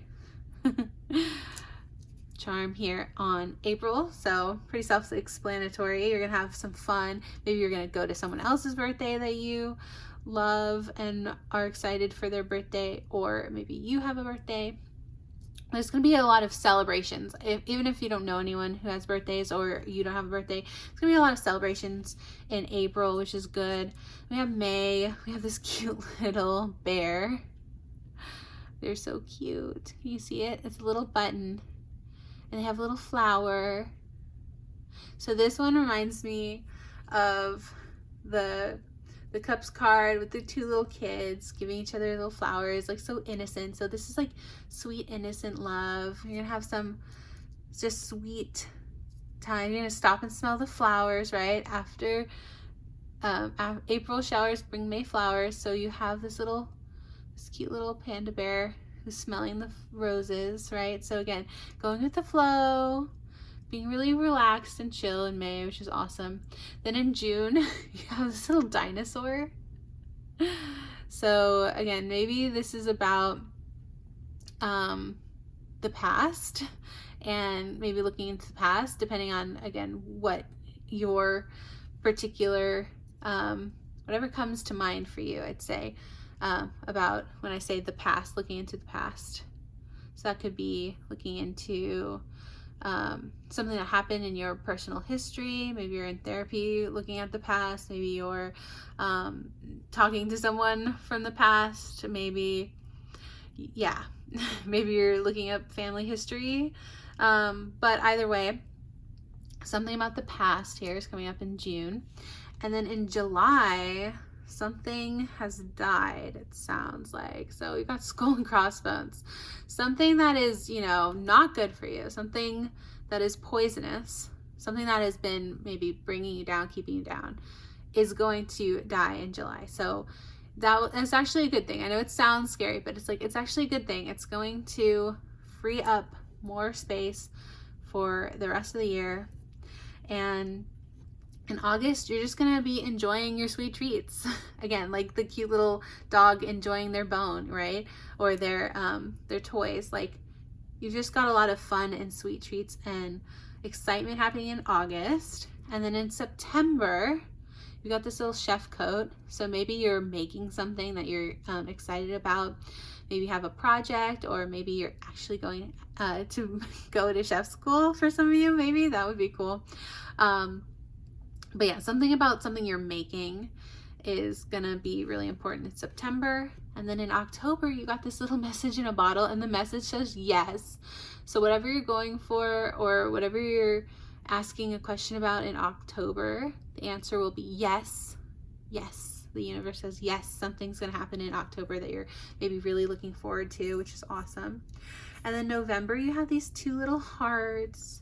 So this to me is one of my soulmate charms. So this says that, you know, you're going to be deeply in love and really feeling fulfilled and abundant with a lover, with a soulmate. So yeah, to like maybe even twin flames. This is a twin flame energy for me here. So that's amazing in November. And then December, we have this little charm. Now this was actually like a little necklace piece, but to me it looks like a mirror. So, you know, like a mirror on the wall kind of thing. Which, by the way, apparently it wasn't mirror, but that's it's conspiracy theory, so I can't get into that. But but yeah, anyway. But you know, it's like a mirror that's reflecting. So maybe you're doing some self-reflection here at the end of the year, by the end of the year, next year, you know what I mean? In December of 2025, at the end of this year, you'll be doing some self-reflection and kind of, you know, which is a great time to do it at the end of the year, to try to figure out, you know, what you loved about this year, what you're looking forward to the next year, and all that good stuff. So yeah, you got some great charms. So this has been your reading pile number 3 for your year in review, or your upcoming year, what to expect in 2025. I hope you liked this video. If you did, please give it a thumbs up. That would mean so much to me. Literally, like, thank you if you gave it a thumbs up already. Like, it means so much. It really helps out my channel with the algorithm. So I really appreciate that. Again, and if you want to remember which pile you picked, it's always a good idea to leave that in the comments below, so that if you ever come across this video again, you know, maybe later in the year, say it's like November, and you're like, I don't remember what I saw, you know, you can just see your comment and be like, oh yeah, I picked pile number 3. So, but yeah, anyway, thank you so much for watching. I hope you enjoyed this video, and I hope to see you in the next video. See you next time. Bye. Hello, pile number 4. If you chose this stone here, this red, maybe it's red jasper. I honestly don't know. Someone in the comments maybe can tell me. I originally said it was tiger's eye, but I don't think it is, because it's actually more It's actually redder. But yeah, there's like this big white band through it. And actually, I believe it is red jasper. I said it was tiger's eye, but either way, if you like the red stone, or if you chose by the card the Empress, look how cute. It was a little bow, so sweet. Then this is your pile number 4. Let's jump into your reading. So like I said, you got the Empress card, which is an awesome, amazing card to get, which means you're just gonna be so vibing, like so in your element, you know, boss babe energy. Then you also have the 10 of Cups. Look how cute. So abundant. Look how many choices she has. So many different colors. So you got the 10 of Cups, which is amazing, amazing cards to get. Then you also have not 1, but 2, but 3 affirmators, love and relationships cards. By the way, pile 4, if you missed the shuffle, you're the reason why everyone else got more than 1 card, because I felt bad, because three cards just fell right like that onto your deck. So I was like, oh, I gotta pick out more now for everyone else. But yeah, you got 3 love and relationship cards. So this is, first card says wait and see. Then this one, oh, another clock, waiting. This one's reliability. And then the final one is receiving. Oh, I love that. Wait and see. This is definitely, I'm getting a strong message about divine timing in this. So like being patient, letting the universe work its magic, right? It's hard, I know, it's very hard to be patient with that, but you know, definitely reminding yourself that you will receive, you know, as long as you believe. If you believe, you will receive, right? I sometimes it's so funny to me what comes out in these readings, because like I swear I've never said that before in my life, but it sounds great, right? Believe and you will receive. So yeah. Message directly from source. Yeah, by the way, if you aren't familiar with my channel, I do a lot of just channeling. Like this is how I read my cards. So yeah, sometimes it just really shocks me what comes out in readings, truly. I was like, oh, that sounds good. It's a good mantra. Believe and you shall receive. All right. Oh yeah, I should probably read these, huh? All right. So this says wait and see. Thoughts love to wander into assumptions and race ahead to the future. But what if you told them to cool their jets and chill a sec? Today, you get to put your mental chatter on pause to take a breath and simply wait and see how things play out before you let your mind run a marathon imagining scenarios. Wait, and you'll see that waiting and seeing was a lot more productive than wondering and worrying. Insert audible sigh of relief. Yeah, so no sense in worrying. Try to take it easy. Try to just believe in the divine timing of it all. So this says reliability. It says, I am reliable. When I say I'll do something, I take whatever that something is seriously. This applies to all commitments, even the ones that may have seemed small and insignificant to a less reliable me. From now on, flaking is just for dandruff commercials and cereal factories. You no, no shade if you have dandruff. I'm not meaning to shame anybody.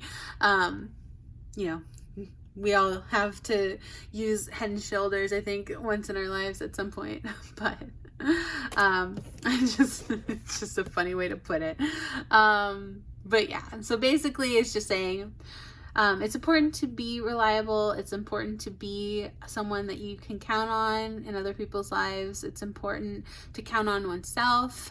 This message is actually something I was thinking about today earlier. It was actually about how, you know, I am making this video today even as like a commitment to myself to really try to hit a goal of like a tarot video a week, because I've wanted to do this YouTube channel for just so many years, and because of my perfectionism, I literally like only made like a video a year almost, like yeah, so I am trying to be reliable for myself as well. So the only reason I bring that up is just to remind you that, like, you know, it's important to even stay true to one's commitments to oneself and like really try to stick to it. So trying to stick to your, you know, whatever your New Year's resolution was, because like I said, that was my New Year's resolution, was to work on this channel and get more videos out for y'all.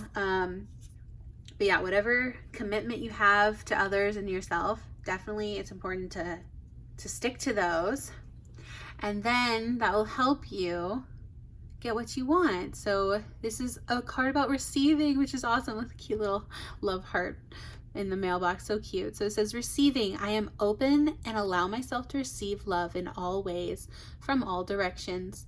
It may seem scary, but it's better than receiving audits, bed bugs, or hate mail. Oh God, please no bed bugs, yikes. I've never had those, but they sound scary. Yeah, definitely don't want hate mail or audits. No, none of that sounds good.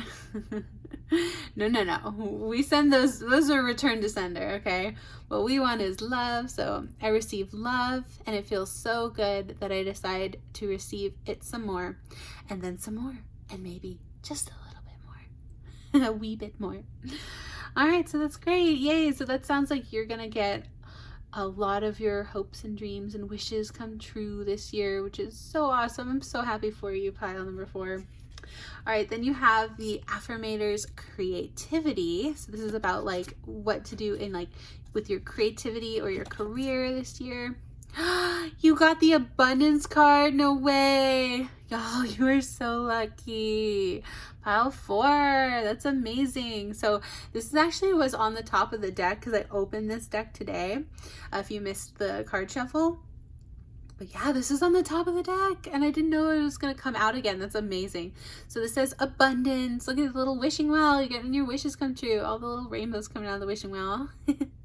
How cute. All right. So it says, I celebrate the abundance of this wild, rambling, decadent universe we live in. I see abundance everywhere and recognize that it's an amazing law of nature. And so there's no need to worry my idea well will ever run dry. I can let ideas flow like a giganator,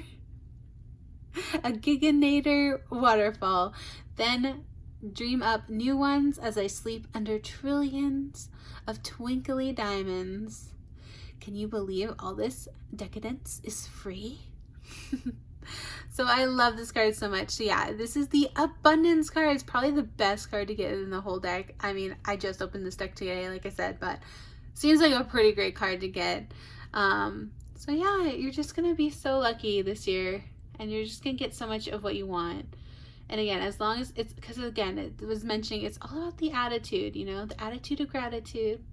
It's all about having positive thoughts. So you're gonna do great. I'm just so happy for you, pile 4. That's so awesome. All right, and then this card is actually from the Elements of the Source Oracle deck, and I actually got this at MeowWolf in Houston. If you haven't heard of MeowWolf, it's really, really cool. It was the Real and Unreal, the Real and the Unreal. It's like this really fun art exhibit. It's really, really cool. But this was in the gift shop, and I was so excited to see an Oracle deck in the gift shop. But then it says transition, the hand that turns, evolve with the shifting road. Awesome. So yeah, this is all about, again, this is kind of similar to the last pile, actually. Pile number 3 was a lot about going with the flow. But yeah, this is kind of like, you know, following the path, and maybe the path of least resistance potentially, but evolving with the shifting road. So, you know, adapting, you're going to be really good at, you know, you're going to be practicing being good at, I should say. you'll get better at, that's maybe a way to say it. You'll get better at, like, you know, adapting and overcoming obstacles that may arise for you in the road, but it will be good. Don't worry, because again, remember, you're going to have so much abundance, pile 4. All right, and then this is from the Rebel deck. And just a fair warning, this Rebel deck has like so many curse words in it, but yeah, this says shit could be so much worse. Be fucking grateful, it says. Oh my gosh. Yeah, not mincing words here. The universe is like, look, all we ask is that you're grateful for whatever you receive. Like I said, attitude of gratitude, it goes such a long way, especially to attract that abundance. You have to be happy for what you have in order to get more of what you'll be happy to have. Does that make sense? Like, it's all about maintaining that same vibration, you know, that same level of the high vibrational, you know, that's what being high vibrational is all about, is like being happy for everything you have, and then you get more of what you're going to be happy to have. So yeah. So again, reminding yourself that it can always be worse, and even if it gets a little tricky, you know, even if it gets a little scary, so you like, this is like the light in the dark, like you're gonna be wandering this little path, and sometimes it's gonna feel a little scary, like you don't know where you're going, but don't worry, universe has your back. That's what I'm getting. These messages pretty clear, like, you really don't seem to have anything to worry about, honestly. Not to like diminish your problems, pile 4, but like, you are gonna have so much. You're gonna be receiving so much abundance this year. It's gonna be crazy. You're gonna be shocked. All right, and then this is from just a fun little 52 playing cards, but it's about crystals. So there's a unique crystal in each of these cards. So which crystal did you get?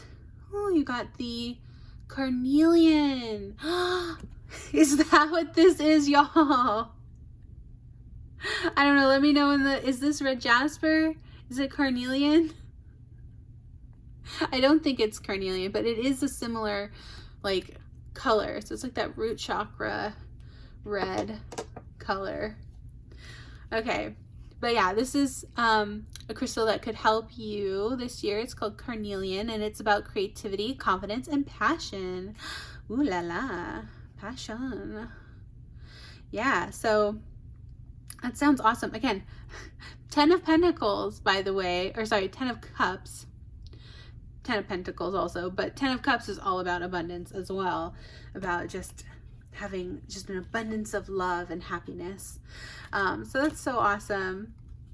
Yeah, you got really good cards so far, pile 4. I think you've got the best cards. Don't tell the other piles. I think you've gotten the best cards so far. And now we also have some Uno cards here. So these are basically just like lucky numbers, or like possibly like important numbers for you. So we have 3 and 2 and 6. So maybe you're born on March 26th, or maybe, you know, February. No, 36 doesn't make sense. Or but maybe you're turning 36 this year, you know, or 26 this year, or 62, or 63. When I'm 64. Isn't that a song? Yeah, anyway, but so yeah, or maybe you're born on the 3rd or the 6th or the 2nd, some combination of these, right? Maybe you're born on, like I said, the 26th. Yeah, so some combination of these numbers could be significant to you, pile 4, or they're lucky numbers for you this year. Also this 4.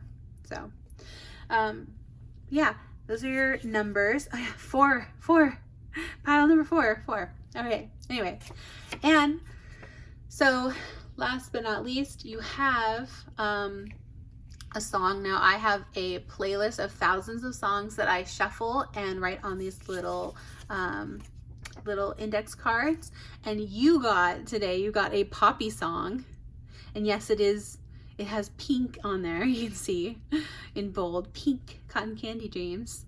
So again, all that abundance, cotton candy dreams. But yeah, this is, again, such an abundant energy. I love this song. It's just so fun to vibe. And now you'll probably wonder why I didn't write this whole thing in pink, but it was just because I had pre-picked the colors. But this is called Bleach Blonde Baby by Poppy. And it says, I'm softer than a daisy. If you cut me, I'll bleed pink. I'm bleach blonde baby. That's how God made me. Not everyone was born this perfect, but it's just my burden to bear. Say my name 3 times and I'll grant your every wish. Think of me before you sleep and taste my angel kiss. You don't even know what to do with me. I came from your cotton candy dreams. So again, if I have ever seen like such a Empress card, such an abundance song, I mean, Empress, abundance, 10 of hearts or cups. It's this song, so it goes so well with the rest of the cards you got. I'm so happy because, again, I wrote this earlier today, right? So like it's always interesting to write the songs first, to be like, oh, I wonder what cards are going to come up for that pile. But yeah, this goes so well with the rest of your cards today. This Bleach Blonde Baby. So again, it's all about like being like, yes, the idea is like, yes, you're maybe not born blonde, but you're born bleach blonde, as in like you can change your attitude, right? So you can change your hair color, just the way you can change your attitude, you can change your hair color, vice versa, right? So when you change your hair color, you know, it like shows other people like you're like a different vibe, right? A different mood, right? You're kind of communicating when you do that, with your changing your style or something like that, right? And in the same way, it's like when you change your attitude, that's telling the universe that you want more of what you're thankful for. You want more, you want to receive all this abundance. So yeah, it's all about having this like really popular, yeah. Again, these colors totally remind me of Wicked, by the way. If you love Wicked, I said this in another pile, I think it was pile number 2. They had a charm that came out that was like Wicked, but it totally reminded me of the Wicked colors too, because it's like the green and the pink in this card. So yeah, but basically it's just like such a fun, it's like self-confident, that's what I was trying to say. So I said popular, you know, so maybe that's something you want. Maybe you want to be popular, and that's, you know, if that's what you want, then that's what you'll get, is what the universe says. So yeah, so great cards overall, pile number 4. I'm really, really excited for you. This is super exciting. I think you're gonna have an amazing 2025. So yeah, so thanks for watching. If you do want to stick around, I will also draw your charms. And yeah, if you want though, shuffling the charms can be a little loud, so you might want to put down your volume a little bit. But yeah, let me try to shuffle some charms here. Now I have been trying to get like a charm per month, so let's see how well I do at distributing these. I might have to move them around a bit. That's what I've been having to do. But you know, we're gonna drop them somewhat near where they go, and then I'll have to move them into place a little. But okay. And then, oh, and I'm seeing, okay, hold on. Okay. Shoot, I'm not sure where this one goes. I'm gonna pull that one down. I know, controversial, but look at these. Oh my God. Stop. Pile number 4, you've got the best cards. Okay. I'm loving this so far. Okay, let's see. I'm just gonna leave that one here. Yeah. we'll go with that. All right, so you know what's funny, pile 4? You got my other Little Mermaid charm right off the bat. It's funny because the last pile got Ariel. These were off pens, by the way, so there's like a little thing, but the other pile drew Ariel in the pink dress, and you just have Ariel in tail form. So yeah, this to me is giving you know, princess vibes, hero vibes, main character. That's it, main character energy. Just like the bleach blonde baby, this is giving main character energy for sure. And I didn't say that about the last one, by the way. But this one, that's what I'm getting for you, pile 4, to come out on the first spot of the year. Main character energy is what you're gonna have all year, so pretty awesome. All right, then for February it says charming. Ooh, like maybe Prince Charming. Oh, and this is a Libra, so maybe the sign Libra is important to you. Maybe you're Libra, or you know someone who's Libra. You'll meet someone who's Libra potentially. But yeah, and it says charming, so maybe Prince Charming or Princess Charming. You or them, we'll see. But that's in February, so you know, the romantic season, which is awesome. Then in March we have this little butterfly. So this is great because this is like spreading your wings and taking off. And again, you know, another pile did get a butterfly as well, but again, butterflies are always about transformations and like, you know, becoming, you know, your best self. You know, as you're the butterfly, you're spreading your wings, you're flying high, and yeah, so that's awesome. Another very abundance, you know, very much an abundance charm for you in March. Then in April we have this little, this little button, and it's got like a little bobcat on it. It says Bobcat Cub Scouts. Oh, that's cool. So maybe you were a Cub Scout. Maybe you know someone who was a Cub Scout. In April, you'll maybe have something to do with being fierce, wild animals. Not sure. Again, let me know in the comments if these charms have a personal significance to you. Again, this is like, you know, a general reading, so sometimes it's hard for me to get all the messages, but yeah. Then in May you have this little sewing machine. So what I think about when I think about the sewing machine is creating like a project, you know, making something from scratch, something that you're really proud of. So that sounds like something that you might be doing in May, is making a little project that you'll be proud of. Then in June you have this Capricorn charm. So someone, either you or someone you know is a Capricorn, might be important. And then it says ambitious. Oh yeah, great. So again, kind of some, you know, from May you're working on a project you're going to be really proud of. Moving into June, you know, you're really ambitious, going after all those dreams, which is so awesome. I love that energy for you, pile 4. So great. Oh, and then we have this little seashell. And honestly, I was debating whether or not if I kept this in there, but it did come out. So I wanted to try to interpret, what does this mean? Well, normally I would say it's like kind of like the Hermit. So maybe in June you're ambitious, but you're also hermit. Because yeah, this reminds me of a hermit crab, right?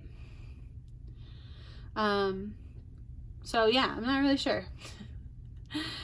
But I think, you know, it's not like those two things don't necessarily work together. Like, you can be ambitious and still be in a bit of a hermit energy, if that makes sense. But yeah, and then look how cute, y'all. I was so excited for this when I saw it. you have 2 matching seahorses. Look at little soulmates. One's all cute and glittery and the other one's plain, but they're literally like the exact same little charm. They're like a little match made in heaven. So I don't know, maybe you meet your twin flame, or you're already with your twin flame in July, but that is so cute. So you've got little matching seahorses. So cute. And then in August, you have this little angel charm. So maybe in August something happens, and I'm not gonna say specifically, but you might be praying a lot more in August, or you know, if you don't pray, at least like, you know, kind of thinking a lot more, how do I say this, you know, wishing or hoping for something to happen maybe, or yeah, just kind of trying to, you know, maybe grieve something potentially. And then in September though, you have this little heart necklace. So it's this little like clear, it's actually like a watermelon quartz, I think. It's supposed to be a watermelon quartz. It's a little clear and pink. It's not picking up on camera very well, sorry. Hope it focuses.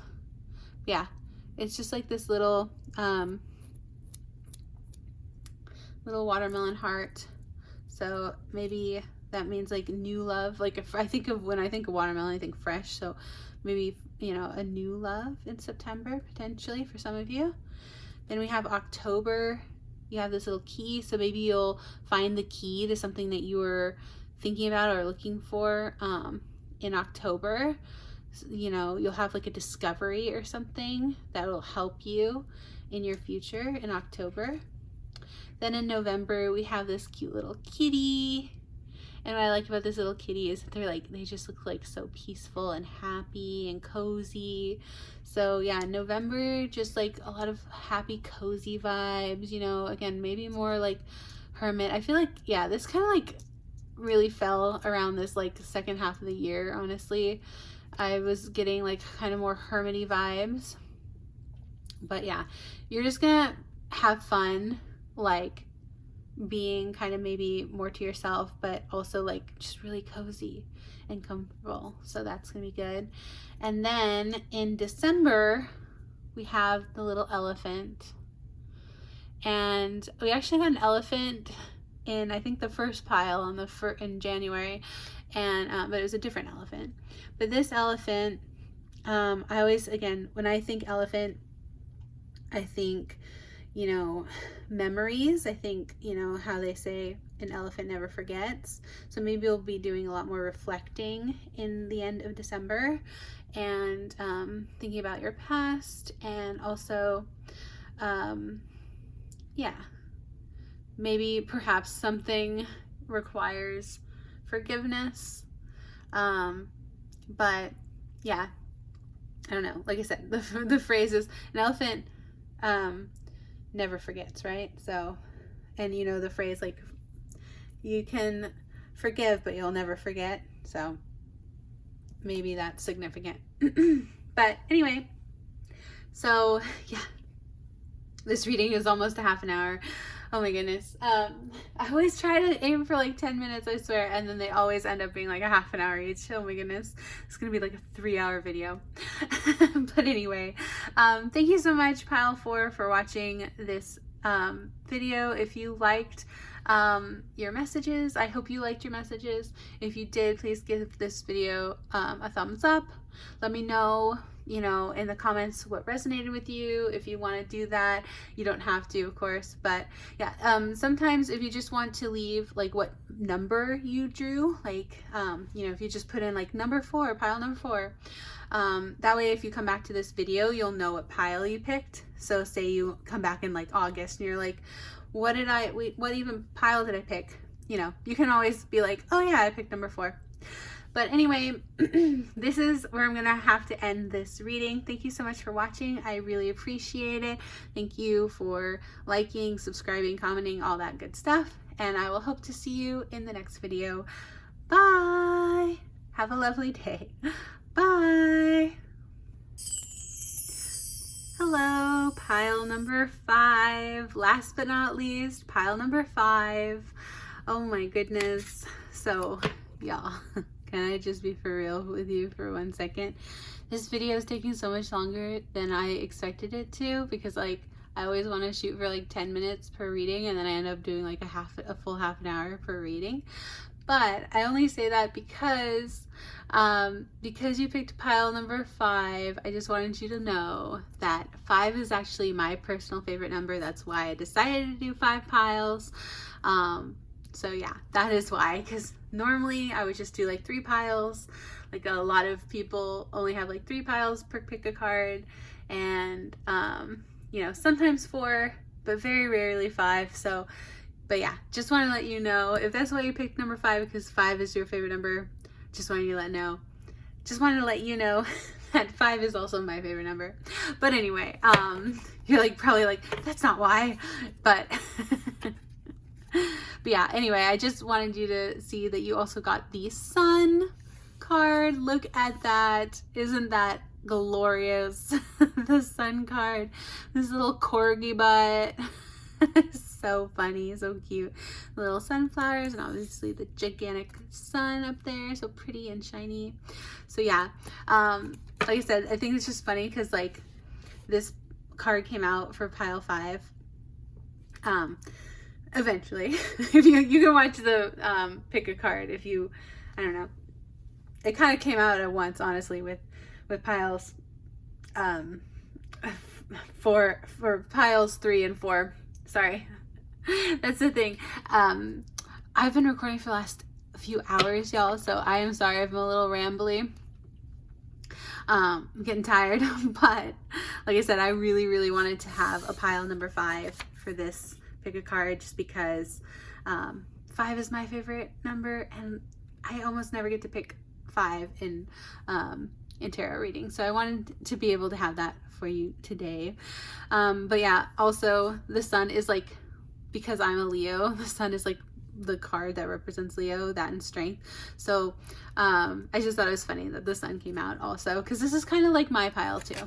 I don't know if I should admit that, but it is. It's kind of like my pile. So we're doing this together, pile 5. But oh, also if you picked this stone, which is like this beautiful like glittery stone, I don't even know if that's picking up on camera. Oh yeah, if I show it closer, look at that. It's so pretty. It's all sparkly, glittery. So yeah, it's like this beautiful deep blue,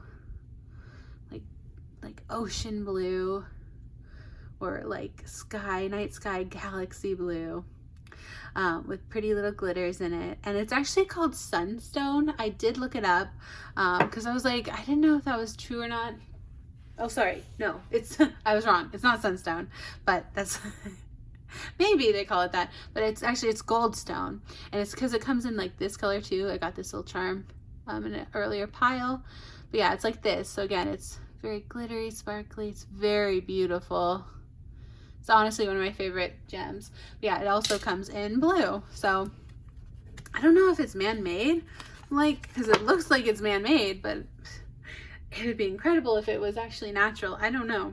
Someone let me know if you know if it's natural or not. But anyway, you got the Sun, and then for your second card, you have the 3 of Cups here. Look how cute. So that's like the party, happy energy card, which is amazing. So already great cards to start with, pile 5. Then you also have 2 love and relationship cards from the Affirmators deck. So you have Acceptance. And it says, when I get to know new people, I accept their actual traits rather than the ones I project onto them. Same goes for not new people I already know. Acceptance is the delicate art that reminds us everyone is their own unique snowflake. Sorry, I said snowflake because I saw it here. Their own unique selves. And we can't expect them to ever be anything but. Man, how do those snowflakes do it? Yeah, so you got the acceptance card, accepting people for who they are. Oh, yeah, that's definitely a message that I'm struggling with, honestly. It's a hard one, pile 5. It really is. It's hard. It's hard to accept people for who they are and not necessarily who we wanted them to be. But yeah. Then this says, I'm a catch. Cute. It's a little butterfly. It says, I'm a total catch, and I know all the reasons why. I know that anyone would be lucky to be me or be with me. And that doesn't mean I'm arrogant or snobby. Self-respect is just one of many qualities exhibited by this complete and utter babe. So yeah, there's that card right there. So this is cute. This is like all about like having self-confidence. And again, it's not snobby or arrogant to just have a good, there's a good healthy amount of, self-love, right? It's healthy. It's important to have self-love. And unfortunately, some of us may have been raised to believe that it is selfish to have self-love, but I'm here to tell you, pile 5, that is not true. You should definitely love yourself. That is so, so important. And then we have the Affirmators Creativity card. Now this is for like career. And creativity says, just start. There's an exciting new project winking at me, and it's now up to me to slip a note into its locker and get the ball rolling. I might be tingling with nerves, but it's time to bulldoze those fears and just start anyway. Today I vow to take the first step. Small step in this process dance. And remember, the project winked first. XOXO. So this is so great. I love this card so much. Yeah, this is really significant in my personal life too, because again, today I am really trying to commit to making more tarot videos. And so yeah, this is a fun little card. I like how they're like making it kind of like a play on like, romance, to be like, fall in love with your projects, fall in love with creativity and creating in general, like the act of creating. So I love that. That's so fun. That's awesome. All right, so pretty good card so far, pile 5, right? The next card we have in the deck is actually from this deck. It's called Elements of Source. And I got this deck actually while going to MeowWolf. If you're not familiar with MeowWolf, it's like this really cool art exhibit installation thing. And they have different ones, but the one I went to was in Houston, Texas, and it was called The Real Unreal. And yeah, it was really cool. If you're ever in the area, I totally recommend you go.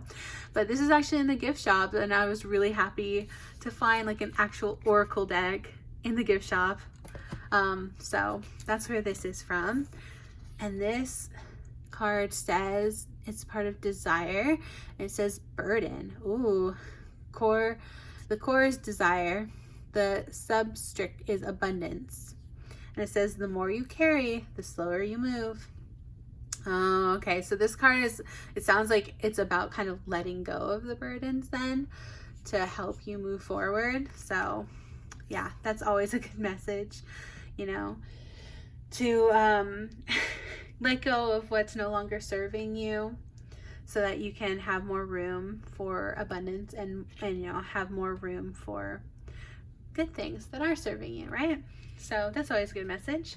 All right, then we have the Rebel deck, and just fair warning, the Rebel deck has a lot of cursing, but it says, get the fuck out of your own head.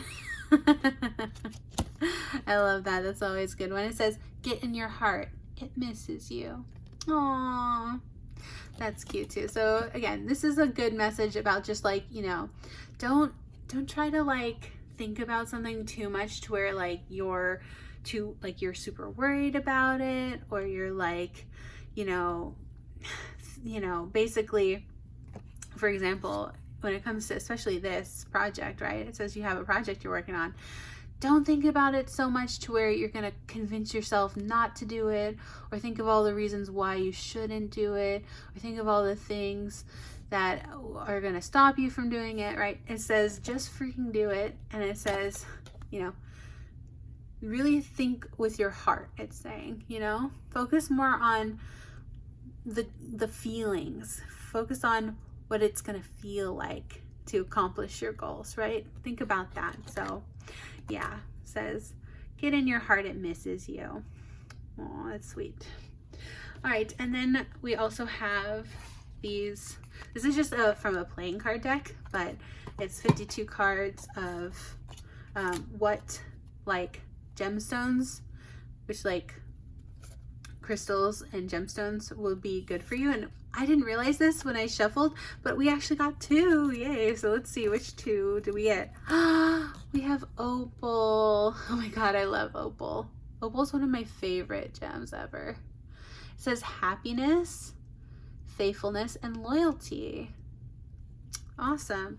Yeah, opal's one of those ones that's like so fun to just like twist and turn in the light, because it has all these beautiful like little, it's like this white, like this pearlescent little white stone, and then it has like all these like flecks of rainbowy colors. Yeah, I could play with an opal like all day. They're so pretty. That's awesome. So I love that. We got opal, and then the other one we got was kyanite, and it says sight, tranquility, and meditation. Oh, okay. So kyanite might be good for if you want to get into meditation or get better at meditation, and to like have like, when it says sight, to me that reminds me of like what is it called, like clairvoyance, or yeah, claircognizance, right? Like having like inspiration, kind of insights, right? Having like visions almost while you're meditating, for like, again, more ideas maybe for your project, whatever your project is. Let me know in the comments below if you want to share what project you're working on. I'm so interested in that kind of stuff. So anyone who picked pile number 5, if you want to share, you don't have to, because I know that, you know, sometimes you're like, oh, proprietary information. Sometimes it's hard to like share your ideas when you're not ready to, so like no pressure. But if you want to share, I'm always curious. But yeah, so we have, yeah, for tranquility, for like calm, chill vibes. That's awesome. So yeah, opal and kyanite are the good crystals this year for you, pile 5. And then we also have some Uno cards here. These are just like some significant numbers to be aware of. Ooh, so you've got, I'm gonna take this as a 0. So 0, and then 6. And then this is actually +2, but I was gonna take it as a 2. So maybe you're turning 26 this year. Maybe your birthday is on the 2nd of June or the 6th of February, something like that, you know. So however it works out for you, maybe you're turning 62 or yeah, 26, 62, or 20 or 60, you know, something like that. So yeah, these are significant numbers for you this year. And then last but not least, we have a song. And oh, you know what, I put these a little, gotta scooch everything over a little. But yeah, I have a playlist of thousands of songs, and I shuffled them earlier today and wrote down the songs that were channeled. And this is the song. It says Bad Days by Tove Lo. So this is the song. Here's some lines. It says, triggered feelings from before, from the time you don't remember. Well, I forgot but can't let go. If it was easy, I'd forget about you, baby, but I never really understood how people move on from a heart to love another. Oh, if I could, I would. No one could make me feel so useless. I know I did it to you too. Why cut so deep every word we speak? I still remember the good times. I still remember you. So yeah, this one a little sad, but yeah, this is about, I think, like, you know, a love lost, maybe even. But yeah, it's also about a love not forgotten, because it was saying how I wish I could forget you. I wish I could. So yeah, maybe you're dealing with a little bit of you know, heartache, a little bit of lovelorn. But overall, I think your year, you know, that's not really the main focus, but it is something that's maybe just kind of there in the background a little. But yeah, overall, you're working on your creative projects, which is really awesome. You're working on getting back into your heart space and getting out of your head, especially if it's, you know, so that you can stop stopping yourself from all this happiness and abundance and this Three of Cups, fun, happy party energy. Yeah, unburdening yourself, you know, unburden yourself, lay down your load, you know, let go, move on. I know it's sad. I know it's hard to do. It's way, you know, it's so much easier said than done, right? Believe me, I know. Literally, like I said, I picked this pile, so I know more than anyone how hard that can be. But yeah, I think it's, again, important to remember you're a catch. You're awesome, okay? Accept what happened. Move on, unburn yourself from the past so that you can move on and go out there and accomplish all your dreams. You can have the sun, you know, you can have all this happiness. So, and good times ahead. So overall, a really positive message, pile 5. I think this was a really good reading. If you liked it, please give it a thumbs up. Also, if you want to stick around, I can pull some charms for us for this year. Now again, this is a little experimental, so don't judge me too harshly on how I do this. Now I'm gonna try my best to like put a charm on each month. There might be some shuffling, okay? But yeah, so also if you are wearing headphones, it might be a good idea to turn down the volume because it's kind of loud when I shuffle these charms. But yeah, let me grab out some charms for this year for you, pile number 5. Well, that's a big one. It's a big one. Okay. Well, we'll go with it. I picked. Okay. Oh my goodness. Hold on. You know what? I'm just gonna, that's huge. That's a whole charm bracelet.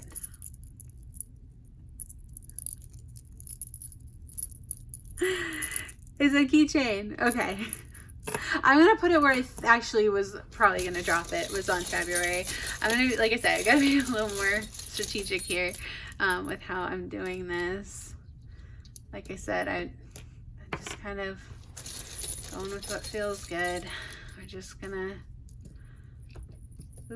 yeah, I'm gonna get out of my own head about it, right? Right, universe?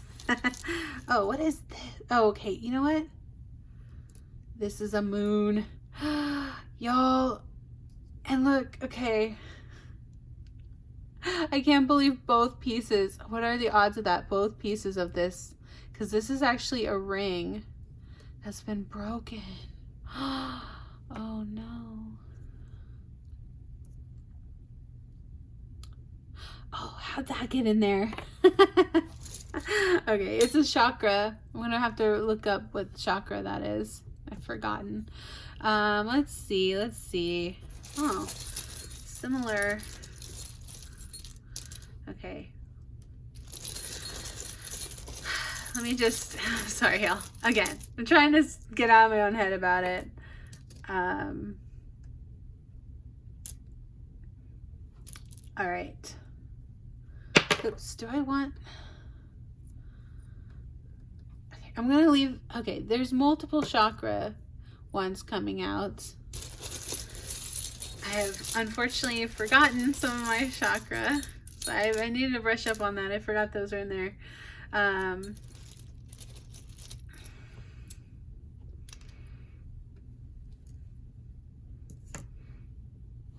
Okay, there we go.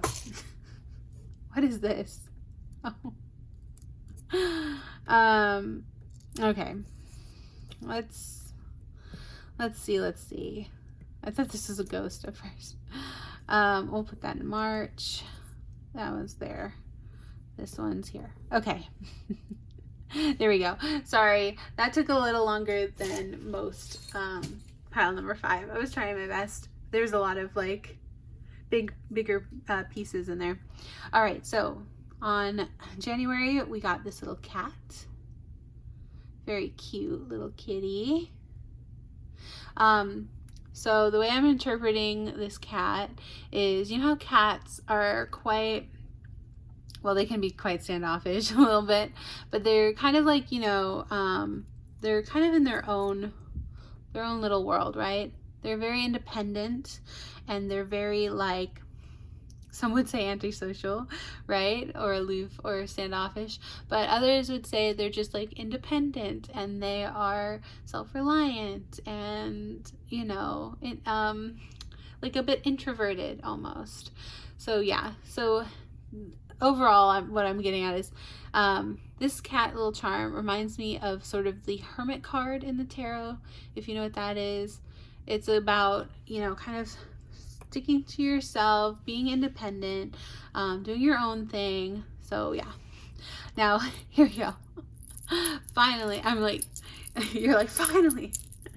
We pulled this early on, and I was shocked because look how many charms this is, y'all. So I was originally gonna put it in January, and I was like, wait, I think it fell in February. I don't know, maybe it fell in March. Sometime in this first quarter of the year, right? You have a whole, not just one charm, a whole bracelet of charms. So basically, what I'm getting from this is abundance, abundance, abundance. And it's a bunch of, like, I don't know if you can see all of them, because they're all together, but it's like a spell book, and like a cauldron, and a pentacles, and a witch's hat, and a broom, and a cups, and yeah, all these different like witchy vibes. So basically, you're gonna have a lot of abundance in February. You're gonna be manifesting so much. This is what I'm getting, is like, you know, the card, the magician, the witch, the magician in the tarot. That's what I'm getting from that charm, because you just have so much, so much going on. Yeah, it's not even just one, so much. Then we have this little bee charm for March. So again, very springtime, very cute. This was one of my favorite necklaces actually for a long time. And the bee, I think when I think of the bee, I think hardworking. You're going to be a busy little bee, right? You're going to be working really hard, making that honey. And then in April, oh my gosh, I forgot what they call these. I think they're called fleur-de-lis. Tell me if, I'm sorry if I'm wrong about that. I can't look it up right now. I would normally look it up, but anyway, what I do remember about these is like, it's sort of like the symbol, or one of the many symbols from New Orleans. This little fleur-de-lis. I think that's what they're called. Anyway, and then we have, it's so tiny, you could probably barely see him. We've got this little skeleton. He's the teeniest, tiniest little thing. He's actually a little button. But yeah, there's a little skeleton dude. He's just hanging out. So to me, this is reminding me of, you know, that animation of all the skeletons dancing, kind of like almost dancing on a grave, but not really, but like dancing around. It's like, isn't that like a Disney? It's like a Disney animated short or something. I would sing the song, but I don't want to get copyright strike. But yeah, it's like all the little dancing skeletons. And to me, that reminds me again of this burden card, to like unburden yourself, you know, to just, you know, basically let what's dead gone, you know, it's over, it's done, it's in the past, and to move forward. which I know is easier said than done. It's a hard lesson. It's a hard message. But then look at this, y'all. I can't believe I got both these pieces. So this was a ring, if you can see that, and it snapped because it was one of those ones where you can kind of adjust. Well, you could until it broke, but you could kind of adjust the size with it. But yeah, it's like a little moon and a little oh, is that the opal? It's almost like opal. It's not quite opal, but it's supposed to be like an opal. But yeah, I don't really know, again, what this is supposed to represent. Maybe broken promises, something's broken. Again, maybe it's the thing that you're moving on from, but yeah, this is something was broken, or it's two pieces of a whole, something like that. Again, this is a little more cryptic reading y'all's charms, just because I'm thinking in my head, this is why you shouldn't be picking your own cards for your own readings, because I'm like, what could that mean? But yeah, then in June we have this beautiful like turquoise heart. So some beautiful love. When I think turquoise, I think, oh my gosh, I think like Nevada, New Mexico area. That was so pretty. I've driven through for road trips through that area. It's gorgeous. But yeah, I think of, you know, something really, really old and really like just a treasure. Like, hope that makes sense. Like sort of like an ancient love, ancient treasure. Perhaps twin flame. I don't know. We'll see. Then we have July. We have this little thimble, or if you know Peter Pan, it's a kiss. So maybe you're getting a first kiss in July. Because yeah, when I think of the thimble, I think of like this, you know, this cute innocent love, like in Peter Pan. So that's cute. And then we have just a little ice cream on August, which is so funny because literally we got the pink ice cream for August. No joke, in the last one. Like, look at this. So maybe someone you know picked pile 4. Because yeah, look, both had like sweet treats, fun times in August. So, which is a great time to have, you know, some fun sweet treats, right? Then you have this little bell in September, and this reminds me of like, you know, remembering something that's been lost possibly. Don't ask me why I'm reminded of that, but that's what I'm thinking about, is like just yeah, for some reason bells remind me of like memories. So something about memories in September. Then we have this little sloth, which I literally thought was like a ghost. I thought it was like you know, Zero from but no, it's like it's a little sloth. So maybe being a little lazier in October, but that's okay. But it's a it actually is like part of a necklace where the other sloth is like, it's like a yin yang sloth. But yeah, so maybe being a little lazier in October, that's all right. And then we also have this fun little, very Halloween spooky vibes on October, which is nice. So yeah, spooky, have some fun spooky times, maybe being a little lazier in October.